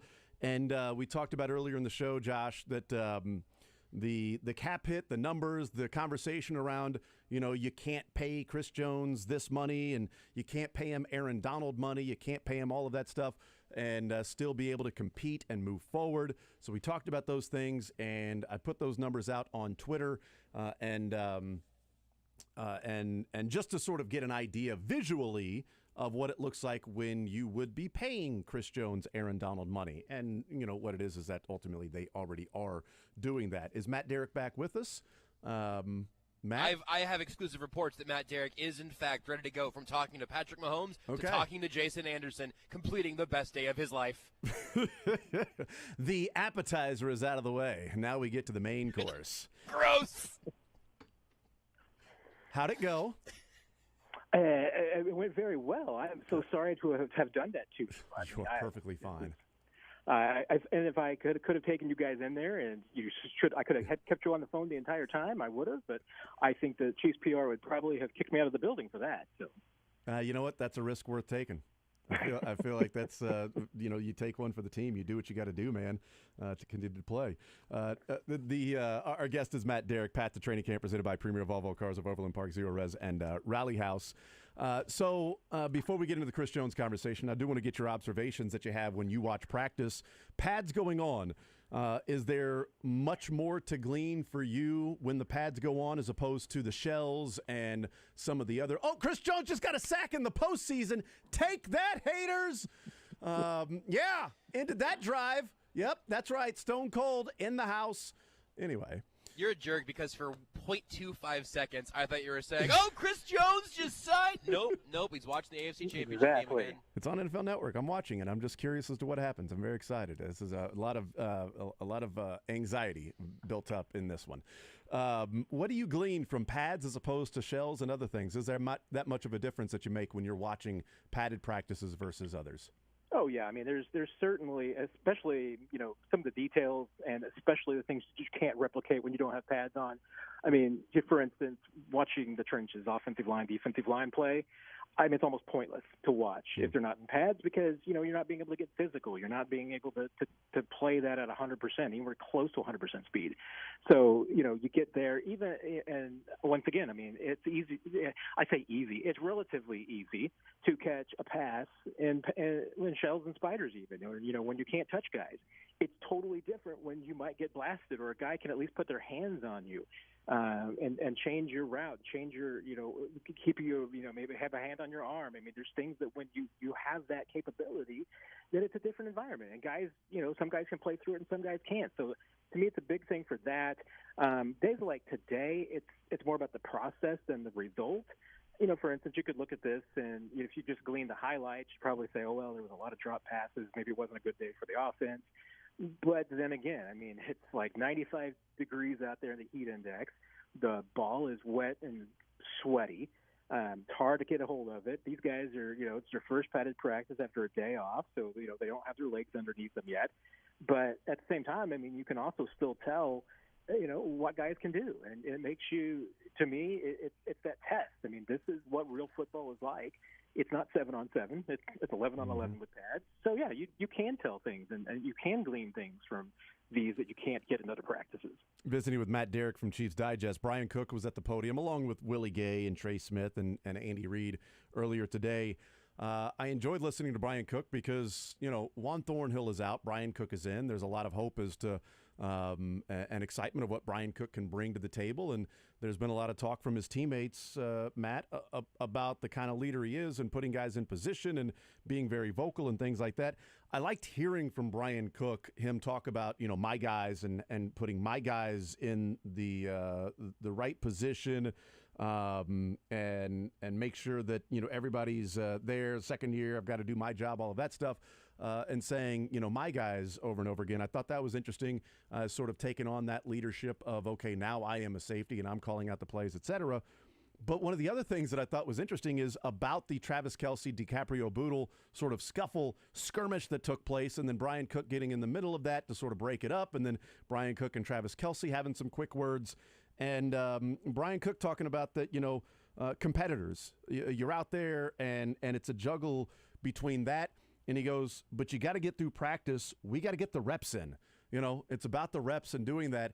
And it was, if he was channeling his inner Andy Reid when he talked about why the skirmishes can't take place in practice.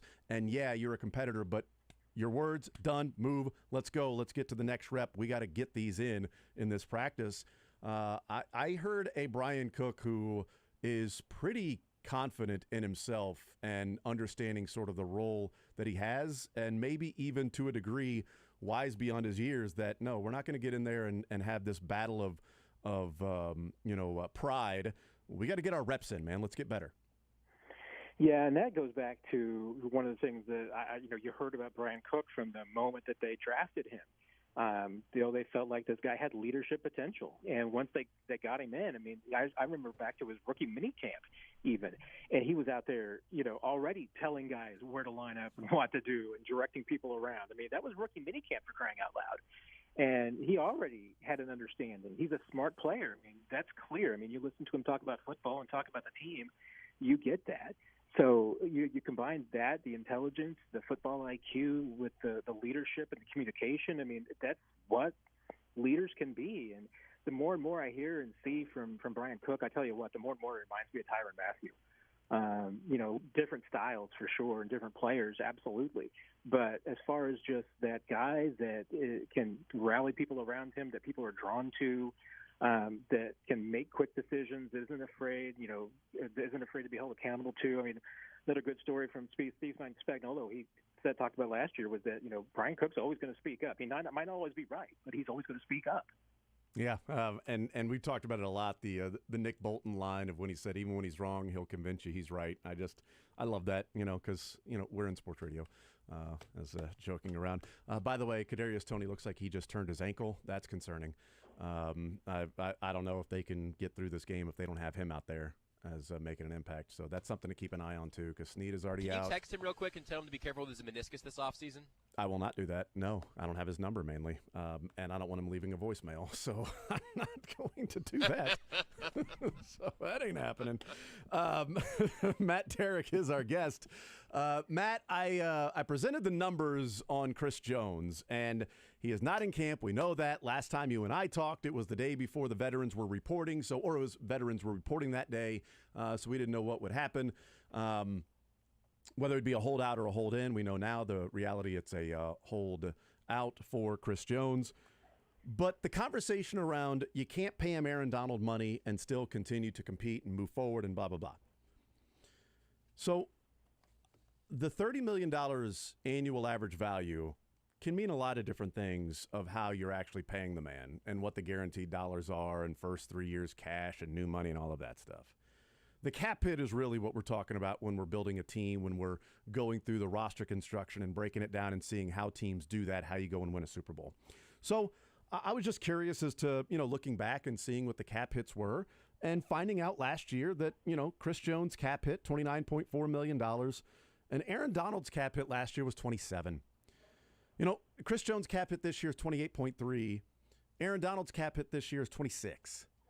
So in a 2-year span, they're actually paying against the cap, Chris Jones, $4.7 million more dollars than Aaron Donald. Aren't they already paying him Aaron Donald money? And they won a Super Bowl last year. Isn't the cap what matters? Are people getting caught up and hung up on the wrong things if they're saying you can't pay him Aaron Donald money and continue to move on and do these things? Because, oh, by the way, Mahomes' cap hit last year was 36. His cap hit this year is 39. It's kind of negligible. He doesn't jump up $15 million like a Josh Allen or something like that. So it's roughly the same if Jones and Patrick Mahomes are combined in what their contract. Are people looking at and discussing the wrong things if it's, quote, Aaron Donald money, when last year and this year they're paying him more than the Rams are paying him against the cap? I think the catch is, and if you've got like Aaron Donald's contract up in front of you, because unfortunately I don't, and because I could be wrong on this, but I feel like with the really hold up to me about the Aaron Donald extension and why it's the maybe cautionary tale. Mm-hmm. I mean, a little. I mean, hey, we all know, and I think you have to acknowledge the Rams paid a don't retire tax. Yes, I mean, absolutely. They overpaid Aaron Donald because Aaron Donald had a ton of leverage. Mm-hmm. But if I'm not mistaken, I mean, Aaron Donald, I think, has a bunch of void years on the back of that contract. He does. Too. He's got 2 more. So you've got 2 years where they're going to have a huge cap hit on No Aaron doubt. Donald that he's not even under contract for. So that's the only thing you don't want to do is you don't want to get in a situation where you've got Chris Jones, who's 36 years old and retired, and has a $7 million cap hit, for 2 more seasons. That's to me is the kind of deal you want to avoid. But I've been thinking about it. I mean, especially in light of we get all these NFL 100 lists. The NFL will be doing theirs. Pro Football Network has done theirs. Pro Football Focus has done theirs. I mean, if you're going to be what the Chiefs are, and let's face it, the Chiefs are a dynasty. I mean, I think you can already say that they are a dynasty, even if they haven't accomplished as much as maybe the 70s Steelers or the 80s 49ers and the 90s Cowboys, anything like that. I mean, they're close. And then again, you could say, well, there's also been 5 straight AFC Championship games that they've hosted that nobody else has done. So they are a dynasty. I know Mahomes wants more to make it a dynasty, but how do you do that in today's NFL? I don't think you do it with the quarterback alone.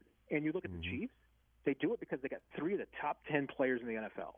And not only that, but then, depending on how you rate them, I think it's Pro Football Network puts Creed Humphrey and Joe Tooney in the top 50. And I think, there may have been another player that I'm forgetting in the top 50.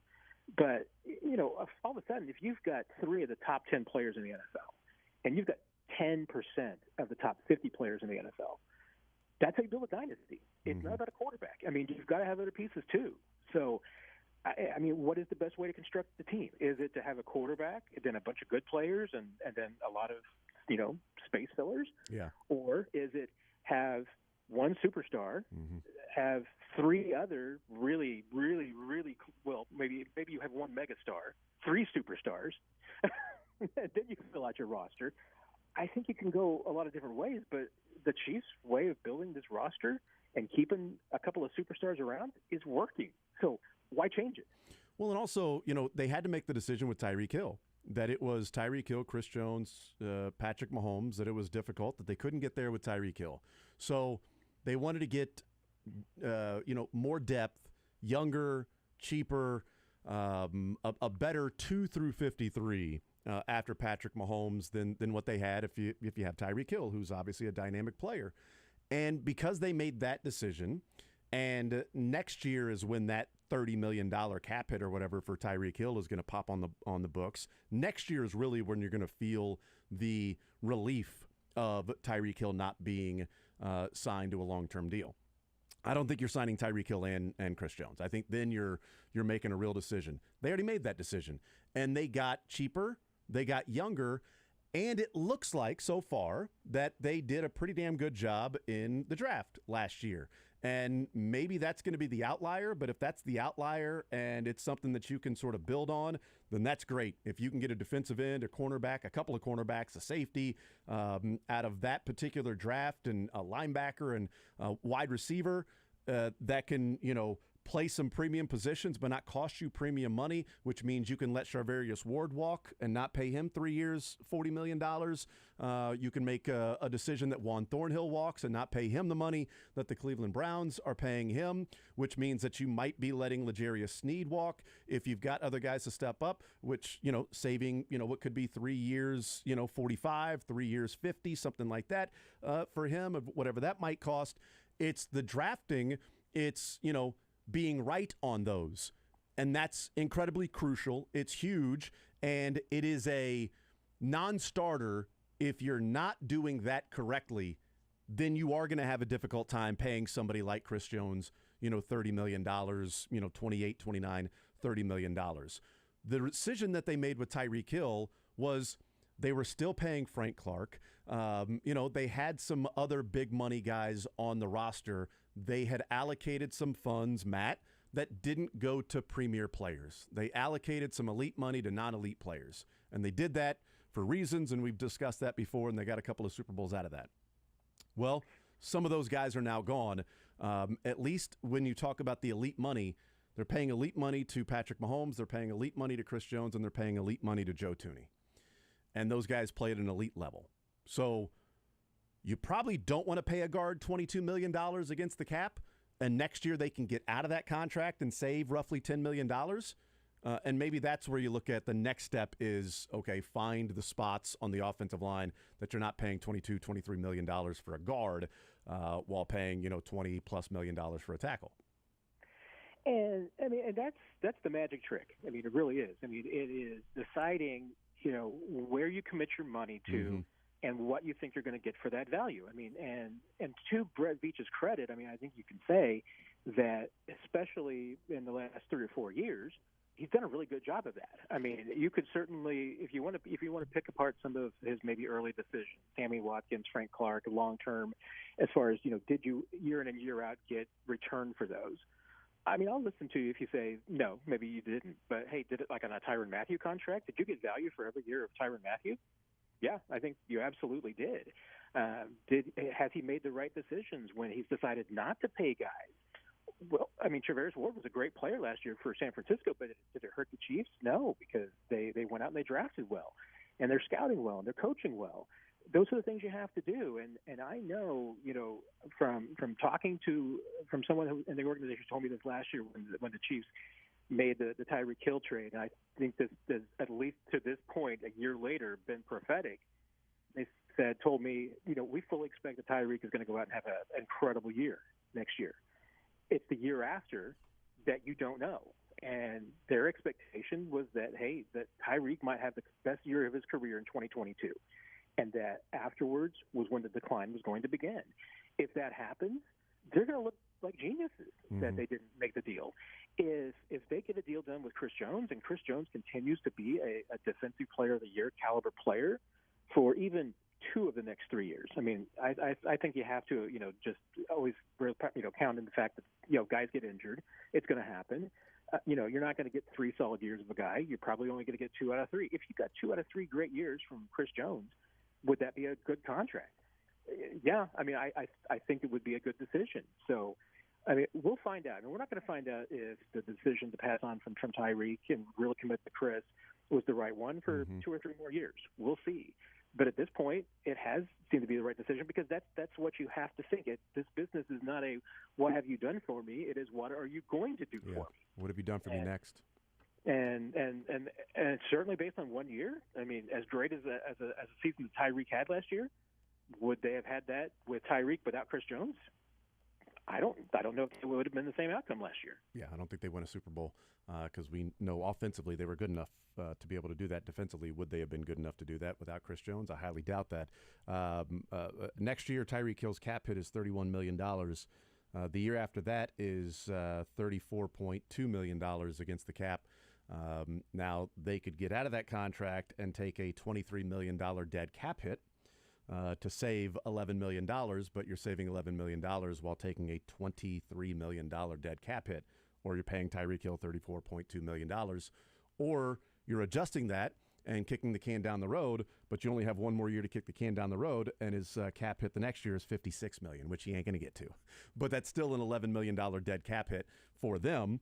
So do you take even Miami has some big decisions to make on Tyreek Hill after this year. And that's what I said. 2024 is when you're going to look at it and say, yeah, this is the relief on the cap of not having Tyreek Hill. So therefore, where do you spend that money if you move on from Joe Thuney and save the $10 million and Chris Jones is making next year against the cap what he's making this year against the cap? Well, that's how you continue to turn over the roster, stay competitive with high-level players, and you've made a really big decision already, and it looks like you got it right with Tyreek Hill. And I look at it another way, too, and you can look at this from, I think, both an offensive and a defensive perspective. Offensively, as good as Tyreek was and is, the offense never ran through Tyreek. The offense has and continues to run through Travis Kelce. That position, the tight end position, that it's an Andy Reid offense. Yes, it's always Andy going Reid. to run through the tight end. And if you've got like Travis Kelce, that makes everybody's life easier. It made Tyreek's life easier. I mean, it's, like I said, as good as he was and as good as his numbers were, Travis was still the piece that made that offense go. Go over to the defensive side. Who is the Travis Kelce of this defense? I'll tell you what. I mean, looking right now, what we have seen through training camp and looking at today, that piece is Chris Jones. Yeah. Because this defense looks different when he's out there. Even like a day like today, when you're looking and you finally start to see, the play in the trenches, and you're looking at pass rush, and you're looking at those kind of little details. It's not the same without Chris Jones out there. I mean, that defense goes through him. When Chris Jones is not on the field, this defense is worse, and I think calculably worse. That's the same way it would be with Travis. Mm-hmm. They were not worse without Tyreek. In some ways, they were better. Maybe some ways they were the same, but they weren't worse. Take out Chris Jones, this defense is worse. Yeah. We'll take a timeout. We'll come back. We'll continue hanging out with Matt Derrick. He is in St. Joe. Pat, the training camp with Matt Derrick, presented by Premier Volvo Cars of Overland Park, Zero Res, and Rally House.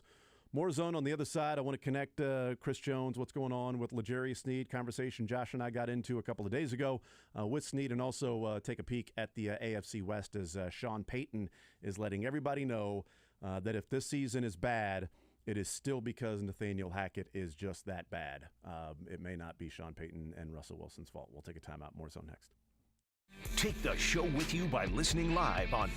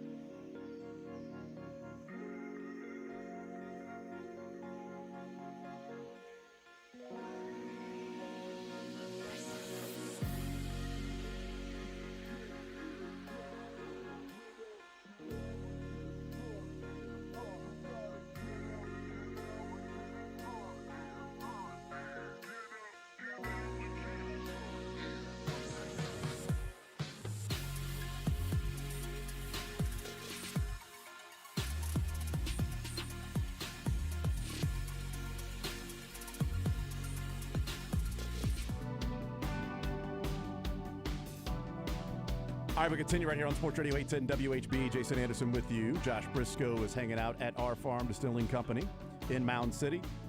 Matt Derrick is hanging out in St. Joe.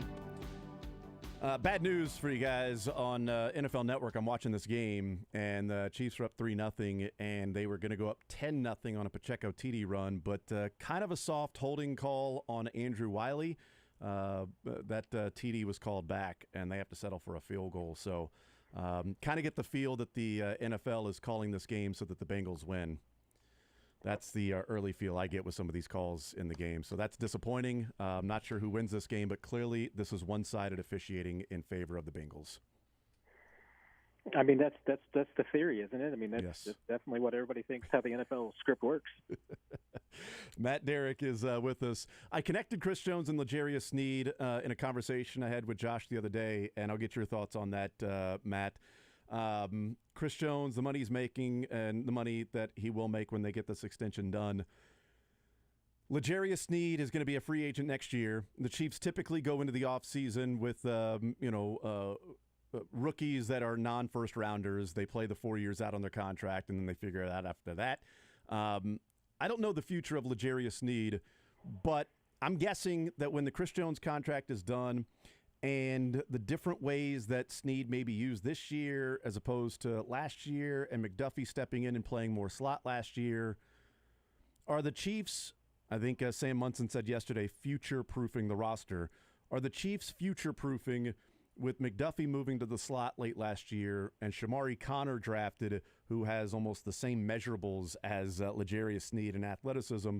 Are they future-proofing in order to move on from L'Jarius Sneed after this year and still be in a position to where they can have somebody at least play that role, the slot, the nickelback, while having a couple of guys on the outside like a Williams and a Watson?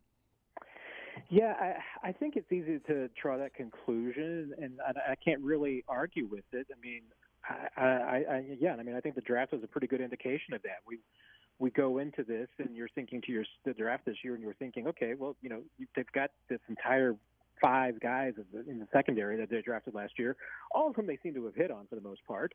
And and now you draft some more defensive backs. Is there a connection there between L'Jarius Sneed is going to be a free agent? And I think you absolutely draw that connection.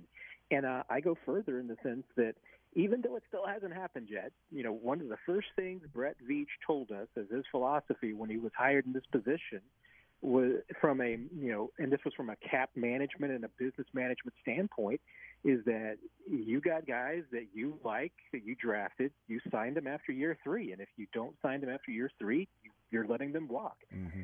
And the fact that the Chiefs have some free agents in that category, L'Jarius Sneed, Willie Gay, to me, the fact that they're not signed yet, and if they're not signed extensions by the end of training camp or the beginning of the season, are they going to walk? Well, so far the history would tell you that, yeah, because that's what Brett Veach does. And from a cap standpoint, management, it makes sense. I mean, if you sign a contract and you sign an extension with a player right now, I mean, you are in a sense giving them money early in an effort to try and save some cash. Yeah. Because that if they go out and have a good year, it's going to cost you more the following year. Traverse Ward was exactly that case. Yeah. They could have made a deal. Maybe they did. Maybe they did make an offer to Traverse. Maybe he decided to bet on himself. But he also got a contract from the 49ers that the Chiefs were never going to match. So, if you go into a season as a Chief, even though, like I said, really there's no track record to say that Brett Veach is going to shell out money because they haven't signed anybody yet. Now, granted, he's still early in his tenure, but I'm still going to go into any campaign in which there is a 4th-year rookie contract guy that isn't signed, that is his final year. That unless that player returns on a 1-year prove-it deal again, Demarcus Robinson did it.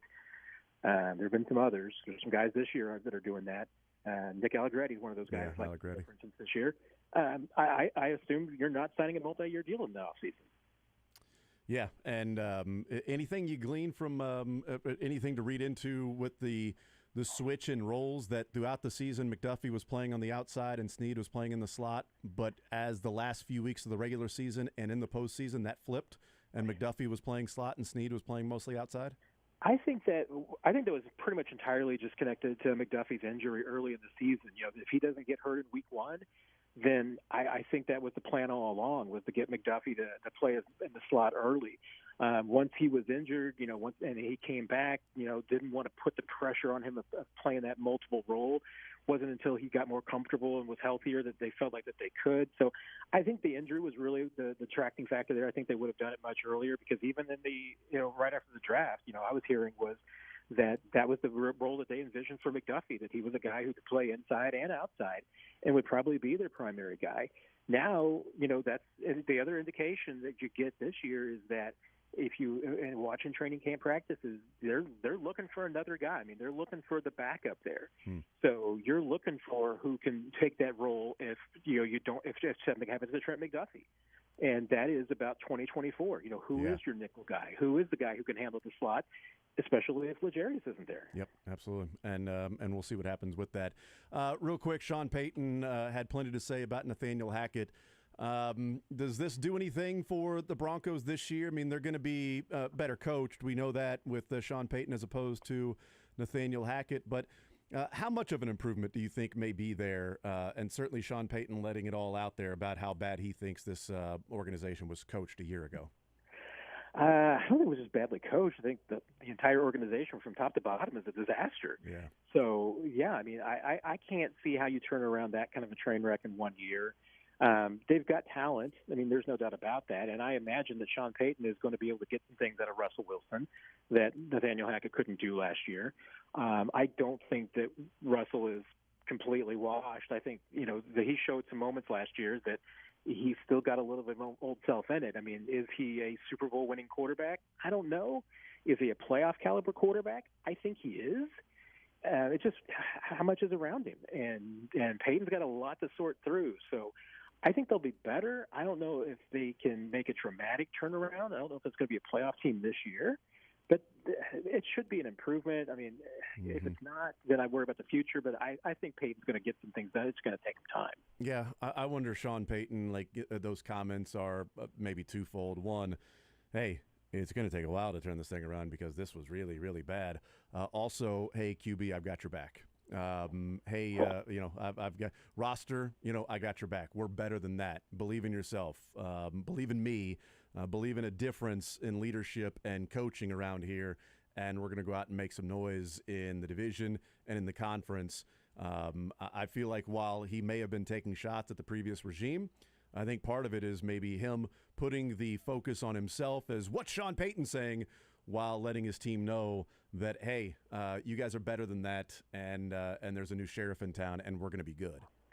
Not exactly Todd Haley, saying they could find 53 guys off the street that were better than what they had. But. Yep. He went the exact opposite route. He was blaming the coaching staff and not the players. Todd Haley was blaming all the players and not the previous coaching staff or whatever. Or he was just pounding his own chest. If I can 53 guys off the street and win all those games, and you guys weren't able to do that, bleep-a-da-blah-blah-bleep-a-da. So, yeah, the Broncos are going to be a fascinating team this year because I'm with you. I think you can turn it around in time. I don't see an Andy Reid Chiefs #1 pick to, playoffs or anything like that, like the next year, or, double-digit wins or anything like that for Denver. And I know they weren't the #1 pick, but I don't see the turnaround that quickly there in Denver. They've got some nice pieces, but if Russell Wilson was or is as good to carry a team, he wouldn't have been that bad last year overall, even if there was some, really inferior coaching. And, changing the culture of an organization takes time. And that's something that Denver lost. I mean, with their ownership battles, with the family battles, with, the ego battles and the power battles, with John Elway and everybody else over there. I mean, that organization's been dysfunctional from the top. And Payton is an Andy Reid kind of guy. I mean, he's the kind of guy that can come in and help you straighten out your culture. The Chiefs had I think, rough culture before Andy Reid got here, but I don't think that was the ownership's problem. I think that, it was just that they didn't have all the pieces in place and they didn't have anybody to hold anybody accountable. Mm-hmm. And Payton's that kind of guy, too. Yep. Chiefs won 7 games, 2 games. Andy Reid comes in. They've won 11 regular season, 11 9, 11, 12, 10, 12, 12, 14, 12, 14. That was almost overnight. But Andy Reid's better than Sean Payton, so, there's that. Matt, great stuff. I appreciate it. Look forward to reading the Patrick Mahomes interview that you conducted with him during your time with us. So thank you, sir. As always, you're the man. We'll talk to you next week, bud. Take care, guys.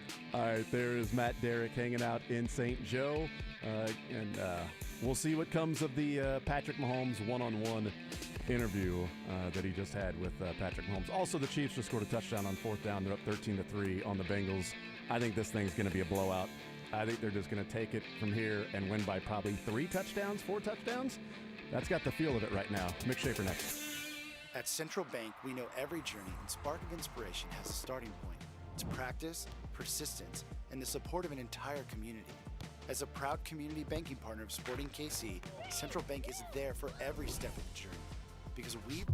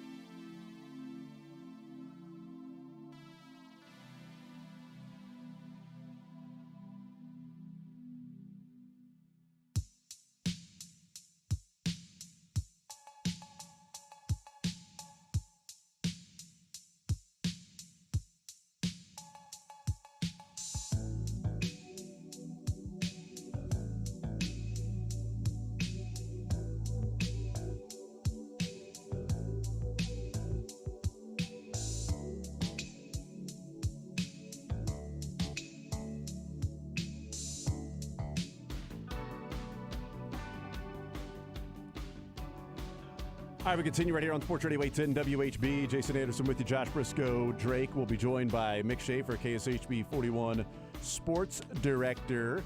Josh Brisco is hanging out at Our Farm Distilling Company. Josh, what's going on up there? What are you doing?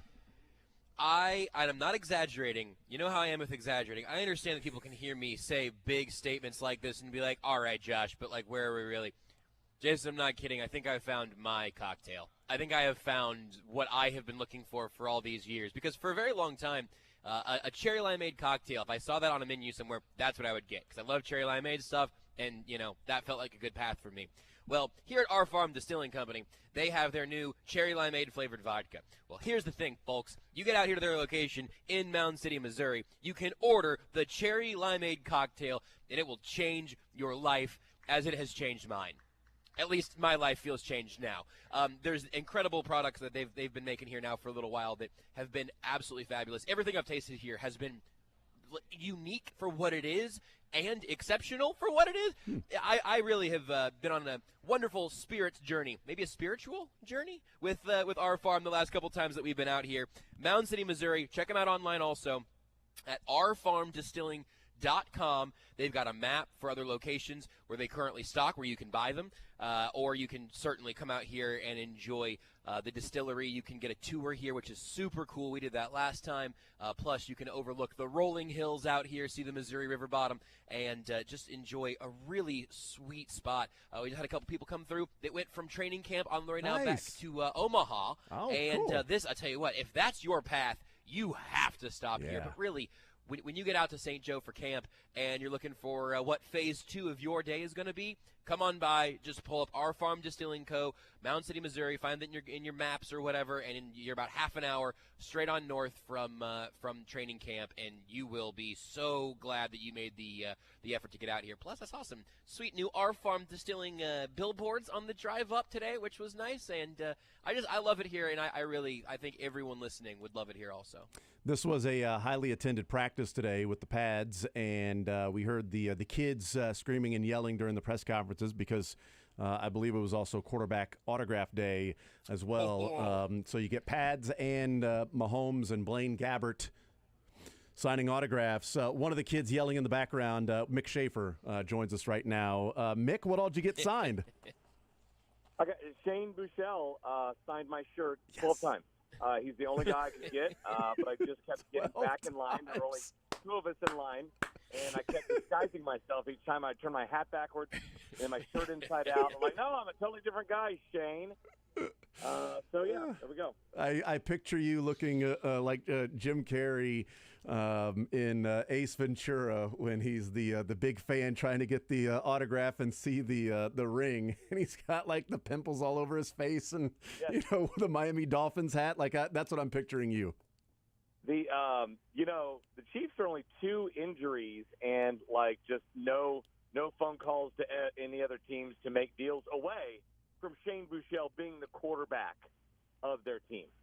Why are you saying such things? I knew you'd hate that. That's one of the worst things Listen, I've ever heard you say. Proved it. You can get injured at any time, right? We That's saw why I Joe hate training Burrow camp.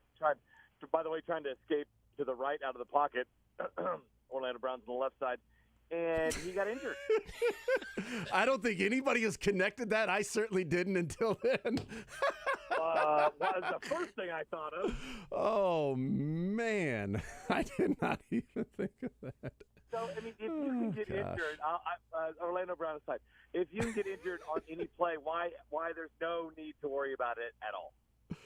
Yeah, I know. I still hate training camp, though. Absolutely despise it. Same. The worst.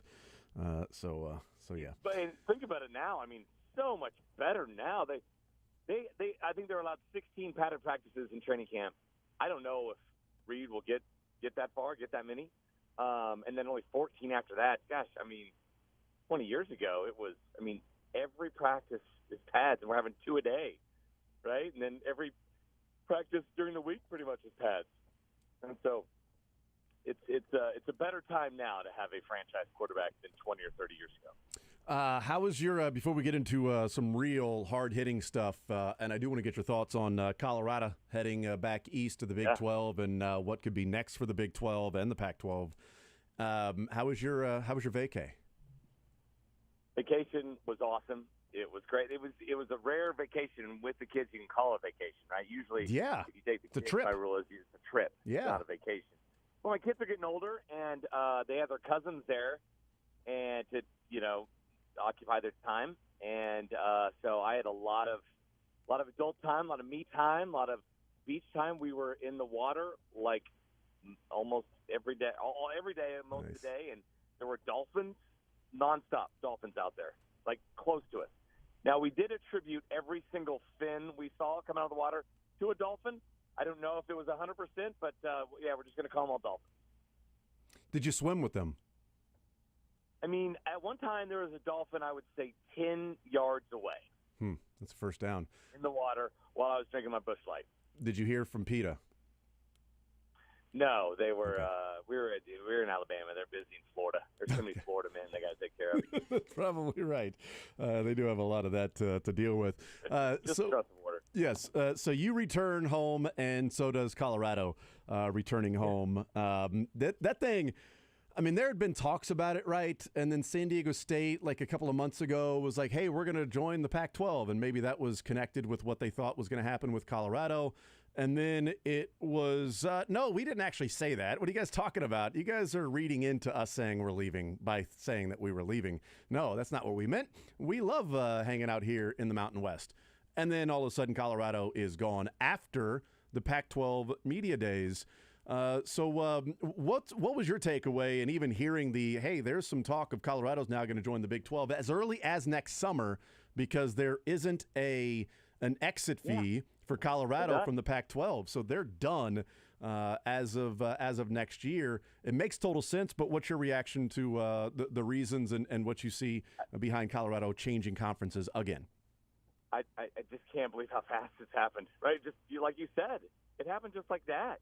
I mean, most of the time it seems like, all right, well, okay, Colorado wants to move, but they got to take it to their board of regents, and then the president's got his own board, and then the Big 12 they meet and they call it a board, and then the member institutions of the Big 12 meet and they meet and they have boards, and then they take it to the legislature, into the House and the Senate of all the states, and 5 years later, okay, they're maybe coming over in a few years. This was just like that, right? It was instant. It was almost as fast as the press release Brett Yormark sent out from the Big 12 office. They're back. They're back. So, listen, my heart kind of melts in that I'm an old school Big 8 guy. Yeah. In my basement, if I ever invited you to my house, Jason, nope. You would see I have a big old. You've probably seen it before. The fun mural of the Big 8 mascots just kind of sitting there on the bench, just looking at each other. It's the old school mascots for all of them. Of course, old school Ralphie. So I love that we're kind of maybe things are coming full circle, and the band is getting a little bit back together. And hey, Mizzou, come on back! We want Nebraska too. So I just I mean they're bad in football, but they might not be very soon here. They've got the most interesting and captivating football hire we've seen in I don't know how long, and Deion Sanders, which is going to bring a lot of eyes to their program and thus to whatever league they're going to be in. And then, basketball, it's still Tad Boyle there, still the head coach, right? Yeah, as far as I know, yeah, sure. I believe it is. I probably should know this, but he's a former KU guy, right? He's a lot of ties back with this league and played in it back when it was in the Big 8, look, geographically they're close, right? That makes sense. I've always liked that part, and so I love it. I love it. Brett Yormark is probably gonna at some point, at least with me, get out over his skis and make a decision that I don't like and too brash, but he hasn't done it yet. He's been nothing short of a savior for this conference. This one and the timeline and how quick it is, stands out among some of the other things too. But just thinking back to the SEC, Big Ten, timeline with the Big 12 than, losing the four teams like Colorado to the Pac-12 and then Nebraska to the Big 10 and then A&M and Missouri to the SEC. That felt like it was, like 3 years dragging out as to where these teams are going to be, and then the conjecture back and forth, and then the vote of confidence when they were all together, and then nope, they're going to stay together, and oh wait, Missouri's going to the Big 10, and oh, they're not going to the Big 10, and oh hey, no, don't worry, everybody has committed to each other in this meeting. Wait a minute, what's Nebraska doing? Hey, why is the Oklahoma AD saying they're going to think about what's best for them when they just said they were all in it together? Hold on, what's like all of these different things that every day felt like, okay, the Big 12 safe. Okay, no, they're all leaving. Okay, the Big 12. Oh, wait, the Pac-12 is trying to get Texas,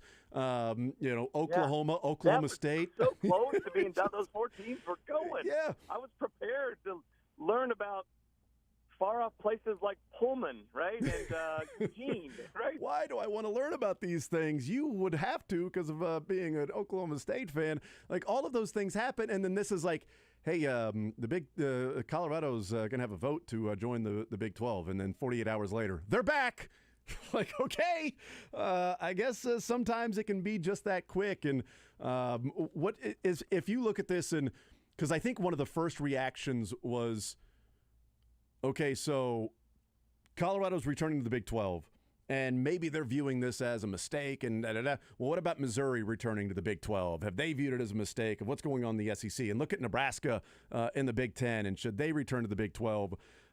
Is this in your mind? Is this buyer's remorse by Colorado, or is this just opportunistic that Pac-12's fallen apart? And if USC and UCLA didn't go anywhere, Colorado would still be in the Pac-12? I feel like it's just more opportunistic. How many players from back in 2011 are still at Colorado, right? Mm-hmm, yeah. I mean, it's probably I don't know. But I'm guessing it's a different president, right? And it's a different. Yeah, you meant players around the university, not legitimate football players. Yeah, and so I mean, these schools, not just the players, but the administration, the coaches turnover almost just as fast these days. So I think it's opportunistic. I don't care what the reason is. Yeah. I like it. I like it, and I would love to see Mizzou come over. And I think I wonder how much these schools are, especially, Mizzou went to the SEC and won right away. Mm-hmm. And granted, they had Gary Pinkel, and but especially for Colorado and Nebraska, who I really feel they thought they would have much more athletic success moving to these leagues, and they haven't had it. I wonder if, like, a lot of these schools are now just kind of trying to strike the balance between, A, lining our pockets, right? Mm-hmm. A lot of money, but then also appeasing the fans who don't care that a bunch of people, right, wearing suits are making lots of money because their teams are winning 4 and 5 games a year, right? That strike the balance between winning and making at least, maybe not the most money, but what's the best situation for winning yet still being a player and being financially successful. I kind of think that's what Colorado's looking at, and I wonder if other schools are doing the same. Yeah, because it's followed sort of the same pattern with both Nebraska and Missouri. That Missouri got to the SEC and they played in a couple SEC championship games early on. Nebraska got to the Big Ten and played in a Big Ten championship. And looking at the records, like records for Nebraska, for instance. They get to the Big Ten and they go 9-4. They go 10-4. They go 9-4. They go 9-4, and they fire Bo Pelini. Yeah. And they go 6-7, 9-4, 4-8, 4-8, 5-7, 3-5, 3-9, 4-8. And Missouri post Gary Pinkel hasn't been able to figure it out in a new league. That what Bo Pelini was able to do and keep running, that maybe he was a pretty good coach and a pretty good fit there at Nebraska, and maybe longing for more, of expecting more and saying, you know what, we should be winning at a higher level with a nicer guy rather than winning the games we are with somebody who we don't know might, tear a player's head off. Maybe literally on the sideline. We just don't know. So maybe we go and get the really nice guy, Mike Riley. Okay, great. And that sucked. You know what? Let's go get the home run hire. The guy everybody wants. This is a match made in heaven, and it is all the perfect storm. Stars are aligning for Scott Frost, and his best year was 5-7. and it just hasn't worked out there in the Big Ten for Nebraska. And there is a similar sort of timeline with those teams. Early success, different coaches, nothing near what they had when they were in the Big 12. No, you're right, and that's when you list off, those, what happened after Pelini. I think of KU, right? What happened after Mangino? Yeah, right. How they tried every type of coach and tried to make every type of hire, and it's maybe a sad reality, but a lot of times in college football, you might have to put up with the guy who takes it right up to the line, right, or maybe crosses over every now and then if you want to win games, because there's not too many guys out there who are all nice and give you 10 or 12 wins a year. But I think it's like kind of looking forward here. I mean, a lot of people project, okay, Big 12's going for 16. I bet the 14 domino happens quick, right? Just to get back to an even number. I don't know who that would be, but I think there's candidates now. I mean, UConn apparently might be close. I don't know, or maybe it's more regional with some of those other former Big 12 teams. But I think 14 happens quick, and then we'll see after that. But it's funny, man. You know, I've been around it long enough to just see how the Big 12 has been the predator, or is predator now after being the prey for so long. The Pac-12 tried to kill and take the heart of the Big 12 with Texas and Oklahoma State, and as it turns out, the Big 12 is the one that might land the death knell to the Pac-12. Boy, turnabout being fair play is quite fascinating. It only took like a decade later. 10 years. Yeah. To your point about how quick this thing may go, Heather Dinich has reported this morning, since we've been on the air, she says a Big 12 source told me the ADs in the Big 12 had a meeting this morning, repeated what she had said yesterday, that 14 seems to be their best number. The question is, quote, and this is clearly the message they want to get out through Heather Dinich or other media members, quote, who wants to be the first to be a part of the new Big 12 and join us? We've got room for one more. Yeah. So yeah, they clearly want that out there. There'll be a fight for that. Yeah. I think to get to even, and I don't know how many schools are in the situation like Colorado. Apparently the Pac-12, but how many outside of that to where like, okay, we can come right away. Yeah. Our bags are packed. Let's do it. And they're Louis. In the case of Colorado, they're Louis. We've got a go bag. We've had a go bag since UCLA and USC left. We've got it ready to go. I can get anywhere I need to be in an hour. Do you need us to play by September, right? We'll just rearrange our football schedule that we've had locked in for 15 years, right? Because that's how we do it in college football for whatever reason. And we're ready to go. You know what? It's funny because, I mean, the SEC and the Big Ten appear to be, they're where they're at. They're kind of locked. This is who we are, at least where we are for now, numbers-wise and everything. And the Big 12 is the popular kid's house. It's nuts. And, it's funny. I mentioned a go bag, and this popped into my head yesterday. My son, for some reason, put on YouTube the Chiefs-Ravens game from a couple of years ago in the 2021 season. That was on the road. That ended up being the Edwards-Helaire fumble late in the game, and Chiefs ended up losing the first win for the Ravens. Didn't Tyrann Mathieu have two picks that game? Two interceptions. His first game back, and Yep. and he still lost. Yep, absolutely. So we were watching that one, and I cracked up because they came back from a commercial break, and they had zoomed in a one-shot of Chiefsaholic. They're wearing the wolf costume, and Chris Collinsworth's laughing, and talking about these guys, these fans, man, I'll tell you what. And he's talking about Chiefsaholic, and my son goes, "Hey, Dad, look, there he is." I'm like, "Oh, my God, there he is. You're right." Have they looked around Baltimore? Is there a bank near Baltimore that needs to be checked out? So we shoot all the games, right? We cover all the games, and we'll put together what's called a melt, basically 10 minutes of the best plays. And after every touchdown, our guy Darius Smith, who's just great, the best football shooter I've ever seen, he knows instinctively he's going to go get like 3 or 4 fan shots. He's going to hold each shot for like 4 or 5 seconds, and then we'll keep all that video. Just have lots of fan shots, lots of color, whatever. Chiefaholic is in so many of our fan shots. Well represented. We could never find them all. And guess what? Most of them are on the road. I don't think he sits close at home wherever he's at, but yeah, on the road is where we find him mostly. You know what? The last 2 times my son was watching something on YouTube of games, and I saw Chiefsaholic. One of them yesterday, and then the other one I think was in Cincinnati a couple of years ago with the first loss in that showed a play in the corner of the end zone, and there was the Wolf. Like, here he is, man. It's a road game.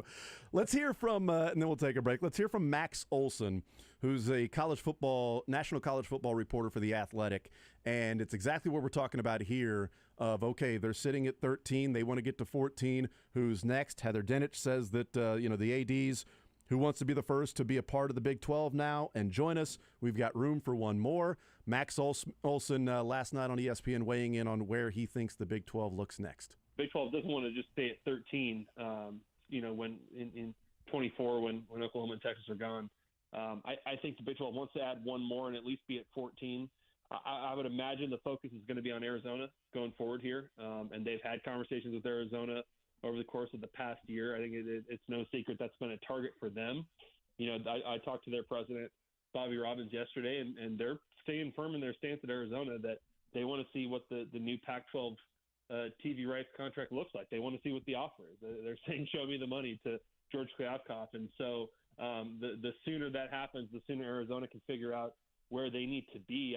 I think Robbins prefers to be in the Pac-12, but ultimately he needs to see a TV deal that's acceptable. So I think that's the one to really keep an eye on here. Arizona, the name that he throws out there, Max Olson, for the school that the Big 12 may be going after next. But Mick saying Arizona's committed to the Pac-12 contingent on what the TV contract looks like. So, hey, George Kliavkoff, we're committed, but you better show me the money or we've got an opening there in the Big 12. But also, if the Big 12 ADs, Mick, are saying, hey, we got room for one more, all right, Arizona, we've talked before. How committed are you to wait to see what that TV deal is? Because you know what ours is going to look like. Absolutely. And is Arizona going to come and say, hey, we want to bring Arizona State with us? And the Big 12 says, cool. What's the Big 12's response? Yeah, cool. Let's go to 16. Let's get Arizona State. We'll go to 15. Now we're looking for 16. Now we're looking for the last one. UConn. I've heard Vegas, and doesn't that just fit perfectly? UNLV, doesn't it fit perfectly with what what we know about him would want, right? Yes, that's right. Just go right for it, right? Yeah. And look, I think the Pac-12 could feasibly survive losing Colorado, right? That's a flesh wound, but I think Arizona would be a silver bullet to the heart. Mm-hmm. Honestly, that's after USC and UCLA are gone, that feels like that's the bell cow left.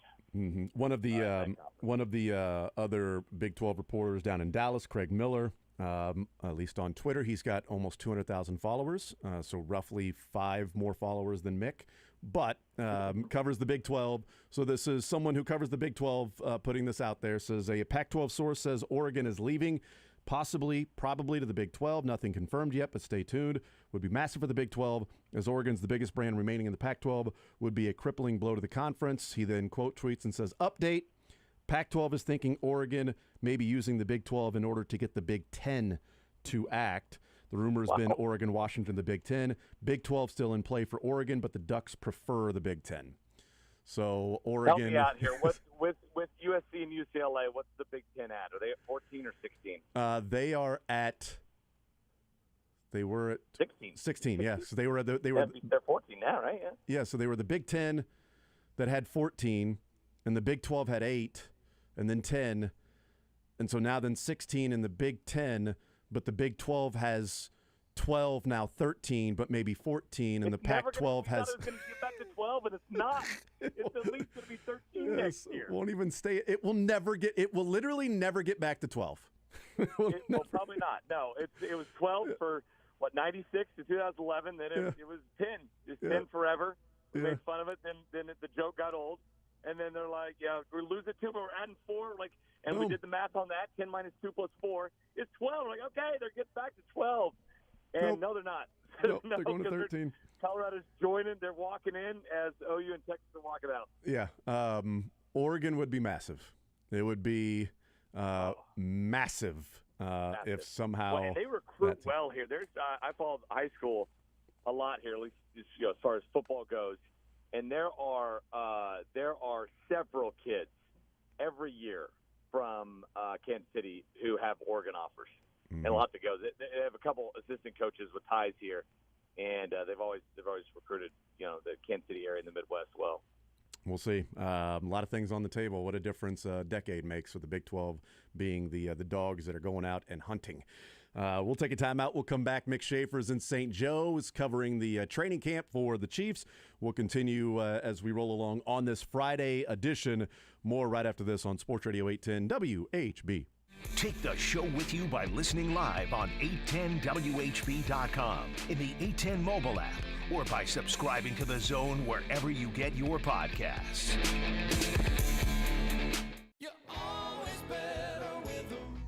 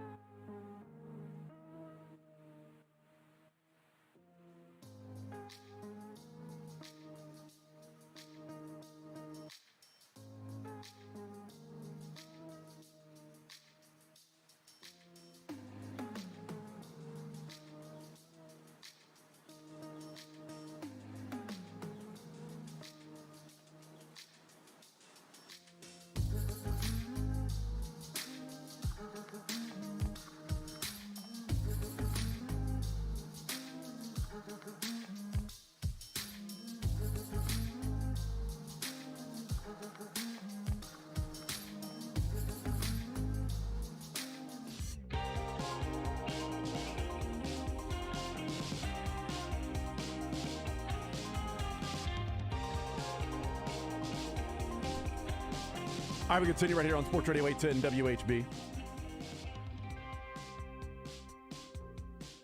Mick Schaefer is up in St. Joe, back from his vacation, covering some Chiefs. Training camp coverage presented by Barstool Sportsbook at Hollywood Casino, Bud Light, Greengrass Cattle Company, and Premier Volvo Cars of Overland Park. We got to raise a roof around here from time to time. What was it, the sky is the ceiling? Yeah, Matt Nagy, I guess, could raise the roof for us this week. It's raising the roof, raising the ceiling. We know that the ceiling is the roof from Michael Jordan, and we know that the sky is the ceiling from Matt Nagy. So yeah, he would like to also raise said roof or ceilings. I'm not sure. He would, and raising the roof, that's brought to you by Shamrock Roofing and Construction, where one call does it all. And I actually do think I'm going Chiefs adjacent here because today was the first day in pads. You heard Willie Gay say, it was a day. It was one of those days of an Andy Reid training camp. So I'm telling you, and this should also be good for the fans who are going to go make it out there this weekend and then come on up to our farm afterwards. But the Chiefs, Andy Reid, everybody working in St. Joe will be raising the roof this weekend because day 1 of pads is fun. Day 2 and day 3 of pads is hard. So the Chiefs are going to have to raise the roof out there in St. Joe. I think they will certainly do that, and I imagine that the fans and media out there this weekend are going to get to see some good work, but also some real tired dudes in full pads. Again, that's Raising the Roof, brought to you by Shamrock Roofing and Construction, Kansas City's local residential and commercial roofing contractors, where one call does it all. Mick, were you surprised that when you returned from vacation that Chris Jones and both Chris Jones and Kadarius Toney were no longer at training camp? No, I wasn't. In fact, I vacationed in St. Joe, so I wasn't. I knew it. I've been up here the whole time. I knew it. You are such a hard worker. Right. No, neither. I think I was probably more surprised that Chris Jones wasn't back than Kadarius Toney, who has a history of injuries. And so, yeah, what we thought was just kind of Chris Jones being Chris Jones, not wanting to practice. He still might not be wanting to practice, I'm sure.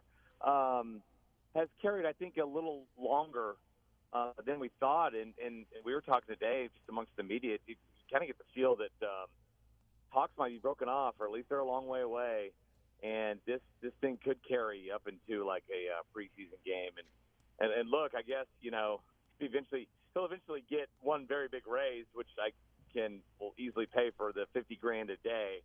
But that's a lot. I think it's, if you guys did the math on it, we were trying to do the math. It's upwards of $2.5 to $3 million if he misses all of training camp, because training camp actually extends through the start of the regular season. It's not just when you're in St. Joe. It basically leads up to the start of the regular season. It would be like 30. Yeah, it's until the Sunday before the first week, so the Sunday before Labor Day. It would be $2.25 million if he held out through that entire time. Well, and then we were, and it's really not a huge deal, but we were wondering, like yesterday, was he charged $50,000? Is he charged for days off at camp? Yeah, every single day. Every single day, because we reached out to the league, we were curious, and we never got a clear answer on okay, does that count or not? But well, I mean, we thought it did. I might be Brian Cook there, where I might be wrong, but I'll convince you I'm right. I did a one-on-one with Brian today. Oh, really? Nice. I asked, hey, Nick Bolton says about your confidence that even when you're 100% wrong, you'll convince people that you're 100% right. And that's the case. And he said, yeah, it was a good interview. And I don't remember what he said. I was probably thinking of my next question. But, we'll all find out together. We'll have it on tonight. That's coming up tonight, your one-on-one with Brian Cook? Yes, tonight at 10. The only thing missing was that you doing the one-on-one with Brian Cook while we were going to talk to you here in this hour, because Matt Derrick was talking with us in the noon hour, and then he immediately had to stop because he was told, hey, your one-on-one with Patrick Mahomes is starting now.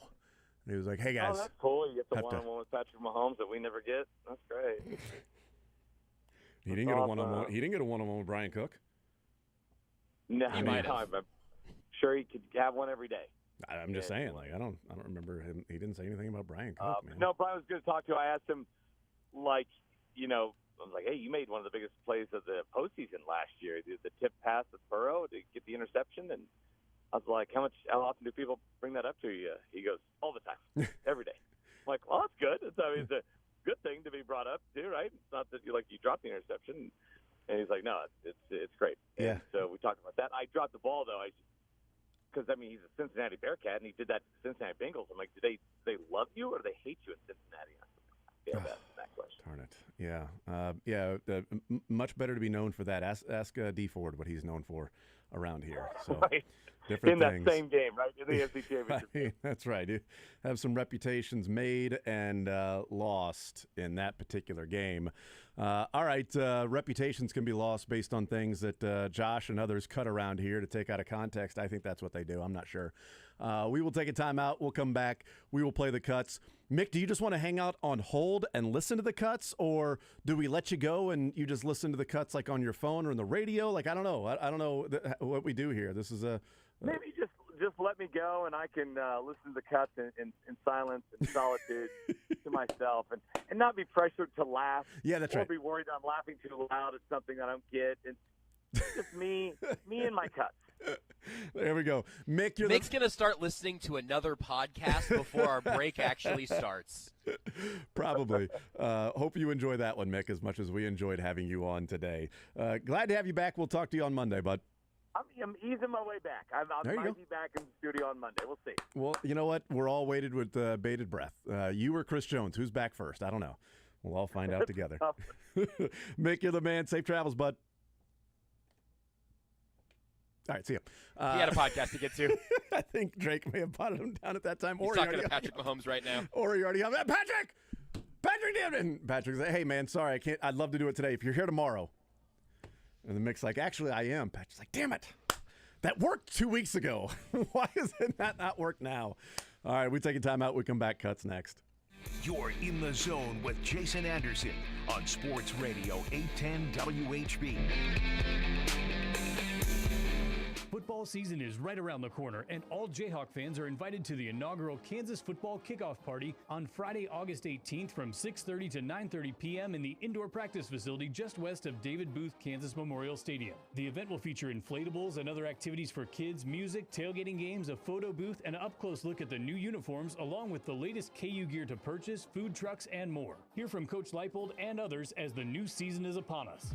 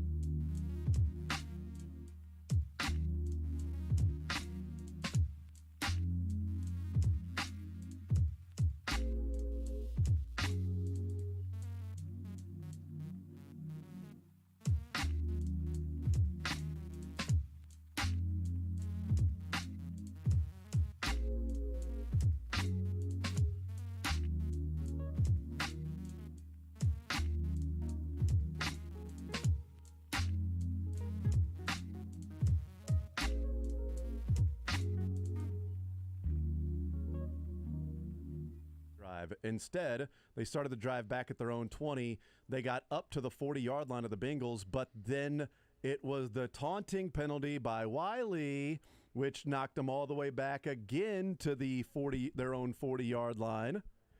And then 2 plays later, Patrick Mahomes fumbled the football. There was a couple big calls that kept the Chiefs from going up by 2 scores on the Bengals late in the third quarter. Instead, it ended up getting tied 20-20. So, luckily, the officials made sure the Chiefs won that game. Yeah, and see, that's the thing. I mean, I know we've talked about it a lot, but it just you got to make those calls in those spots. You know, you can't take into account where it is in the game, what type of game it is. You just have to make sure you are blowing the whistle when that is required, even if it's on the fringes. You know, better to go ahead and throw that flag and make sure you call something than miss it in a big moment. We've been consistent on that one, this whole time. Definitely, absolutely. But that certainly gets forgotten because, Patrick Mahomes fumbled the football. I mean, that is something that happened, and Trey Hendrickson recovered it, and the Bengals went down and scored and tied the game 20-20, and the Chiefs ultimately got the lead eventually and won the game. But still, it could have been a whole lot easier in the fourth quarter if it wasn't for the officials trying to screw over the Chiefs constantly. It really is useful, I think, to go back and rewatch a game like that because our memories are not very good at the intricacies that, maybe in the moment you had an emotional reaction or maybe you didn't notice in real time that some, 3rd and 4 conversion was going to end up leading to the touchdown that changed everything. And so being able to rewatch some of those games gives you a little more honest picture that our brains may lie to us about. Much easier to watch this one knowing the result than the other four. That does help. So I'm okay with this one. All right, let's get some cuts in here before we are done on this Friday. Let's hear what happened over this week and maybe last. I'm not really sure, but let's just listen to some cuts. And what I'm saying is Texas and Oklahoma are the Nazis. That's totally out of context. Baby Billy's Bible Bonkers. Baby Billy's Bible Bonkers. Come on, Baby Billy's Bible Bonkers. Baby Billy's Bible Bonkers. Baby Billy's Bible Bonkers. Baby Billy's Bible Bonkers. Baby Billy's Bible Bonkers. I can say that, but not retractable. Yeah. All right. Ready to go. I didn't kill my wife. Name a non-electronic item that you might buy for back-to-school shopping. Wow, as a guy who has no kids and hasn't been to school in 40 years, this but was you not went easy. to school for several years. I did. It was a different time then. I will say, criminy. I need an answer. Drugs.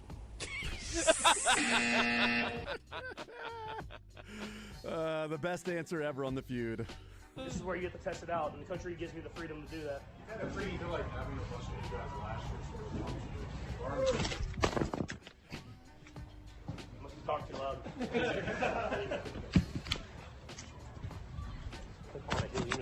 There. I can do that. That's like a bad table at a restaurant, right? Weebles everywhere. I think the Mobox might be working again now, but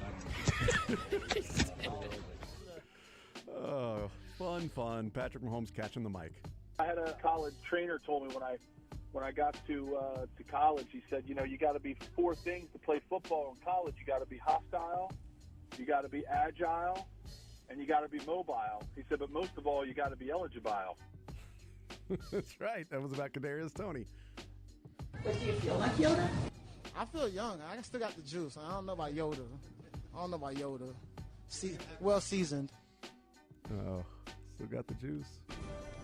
And I get that it isn't going to feel better until it gets better.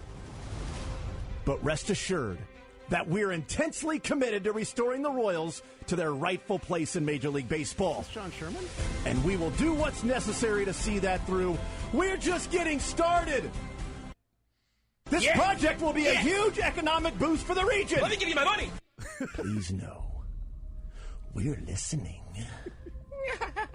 We hear you. I look forward to the chance to keep talking with you at the K, in the grocery checkout line, at the gas station, around town. These can be dynamic conversations. One thing breaks through. Your passion for the Royals and the city we all love. Please keep coming up and extending your hand. It means a lot. I look forward to staying in touch and working together to achieve something special that changes the face of our region for the better. Very sincerely, John Sherman. Yeah, that's how I heard the letter. Who is Jason Anderson? That's a great question. What is Jason Anderson? Even better. Who is Todd Leba? I watch maybe every single VeggieTales ever created. Larry the Cucumber goes very hard. I am scared. I am nervous. I am terrified. I was very fine until about 48 hours ago, maybe 24 hours ago, and now the house is collapsing. There's a fire around me, and I'm startled. This Major League Baseball catcher, who came up through the Negro Leagues, Mexican League, and Venezuelan Leagues, the 6th black player to play in the Major Leagues, and the 3rd for the Brooklyn Dodgers, 11-time All-Star, 3-time MVP, 1955 World Series winner, Hall of Famer, who was written about by Roger Kahn, and Terry Cashman was talking baseball with Klazuski and him.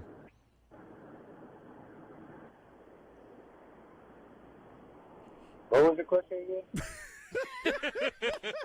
What is Jason Anderson? Who is Jason Anderson? That's a great question. That's the question. And what I'm saying is Texas and Oklahoma are the Nazis. What? Why would you be saying that? Drake, everything in that folder, even ones that are like a month old, have not been played yet, just so you know. It's been a while for a happy ending, so I'm going to go with happy ending. Oh, my God. That ending was not happy, was it? Well, it is now. He's going to get a hen house. He's going to go to hen house. Well, now it is. Yeah. Now it is. You Yeah. made him have a happy ending, Sarin. Yeah, but happy ending did not deliver. No more tickle on the motorcycle. I told you that. That got you run out of Arkansas, didn't it? No more pickle tickle on the motorcycle. I told you. I'll put you back in the neck brace. Like somebody's like squeezing one of those rubber chickens, but the squeaker's a little bit broken. Just squeezing it really, really slow. Just.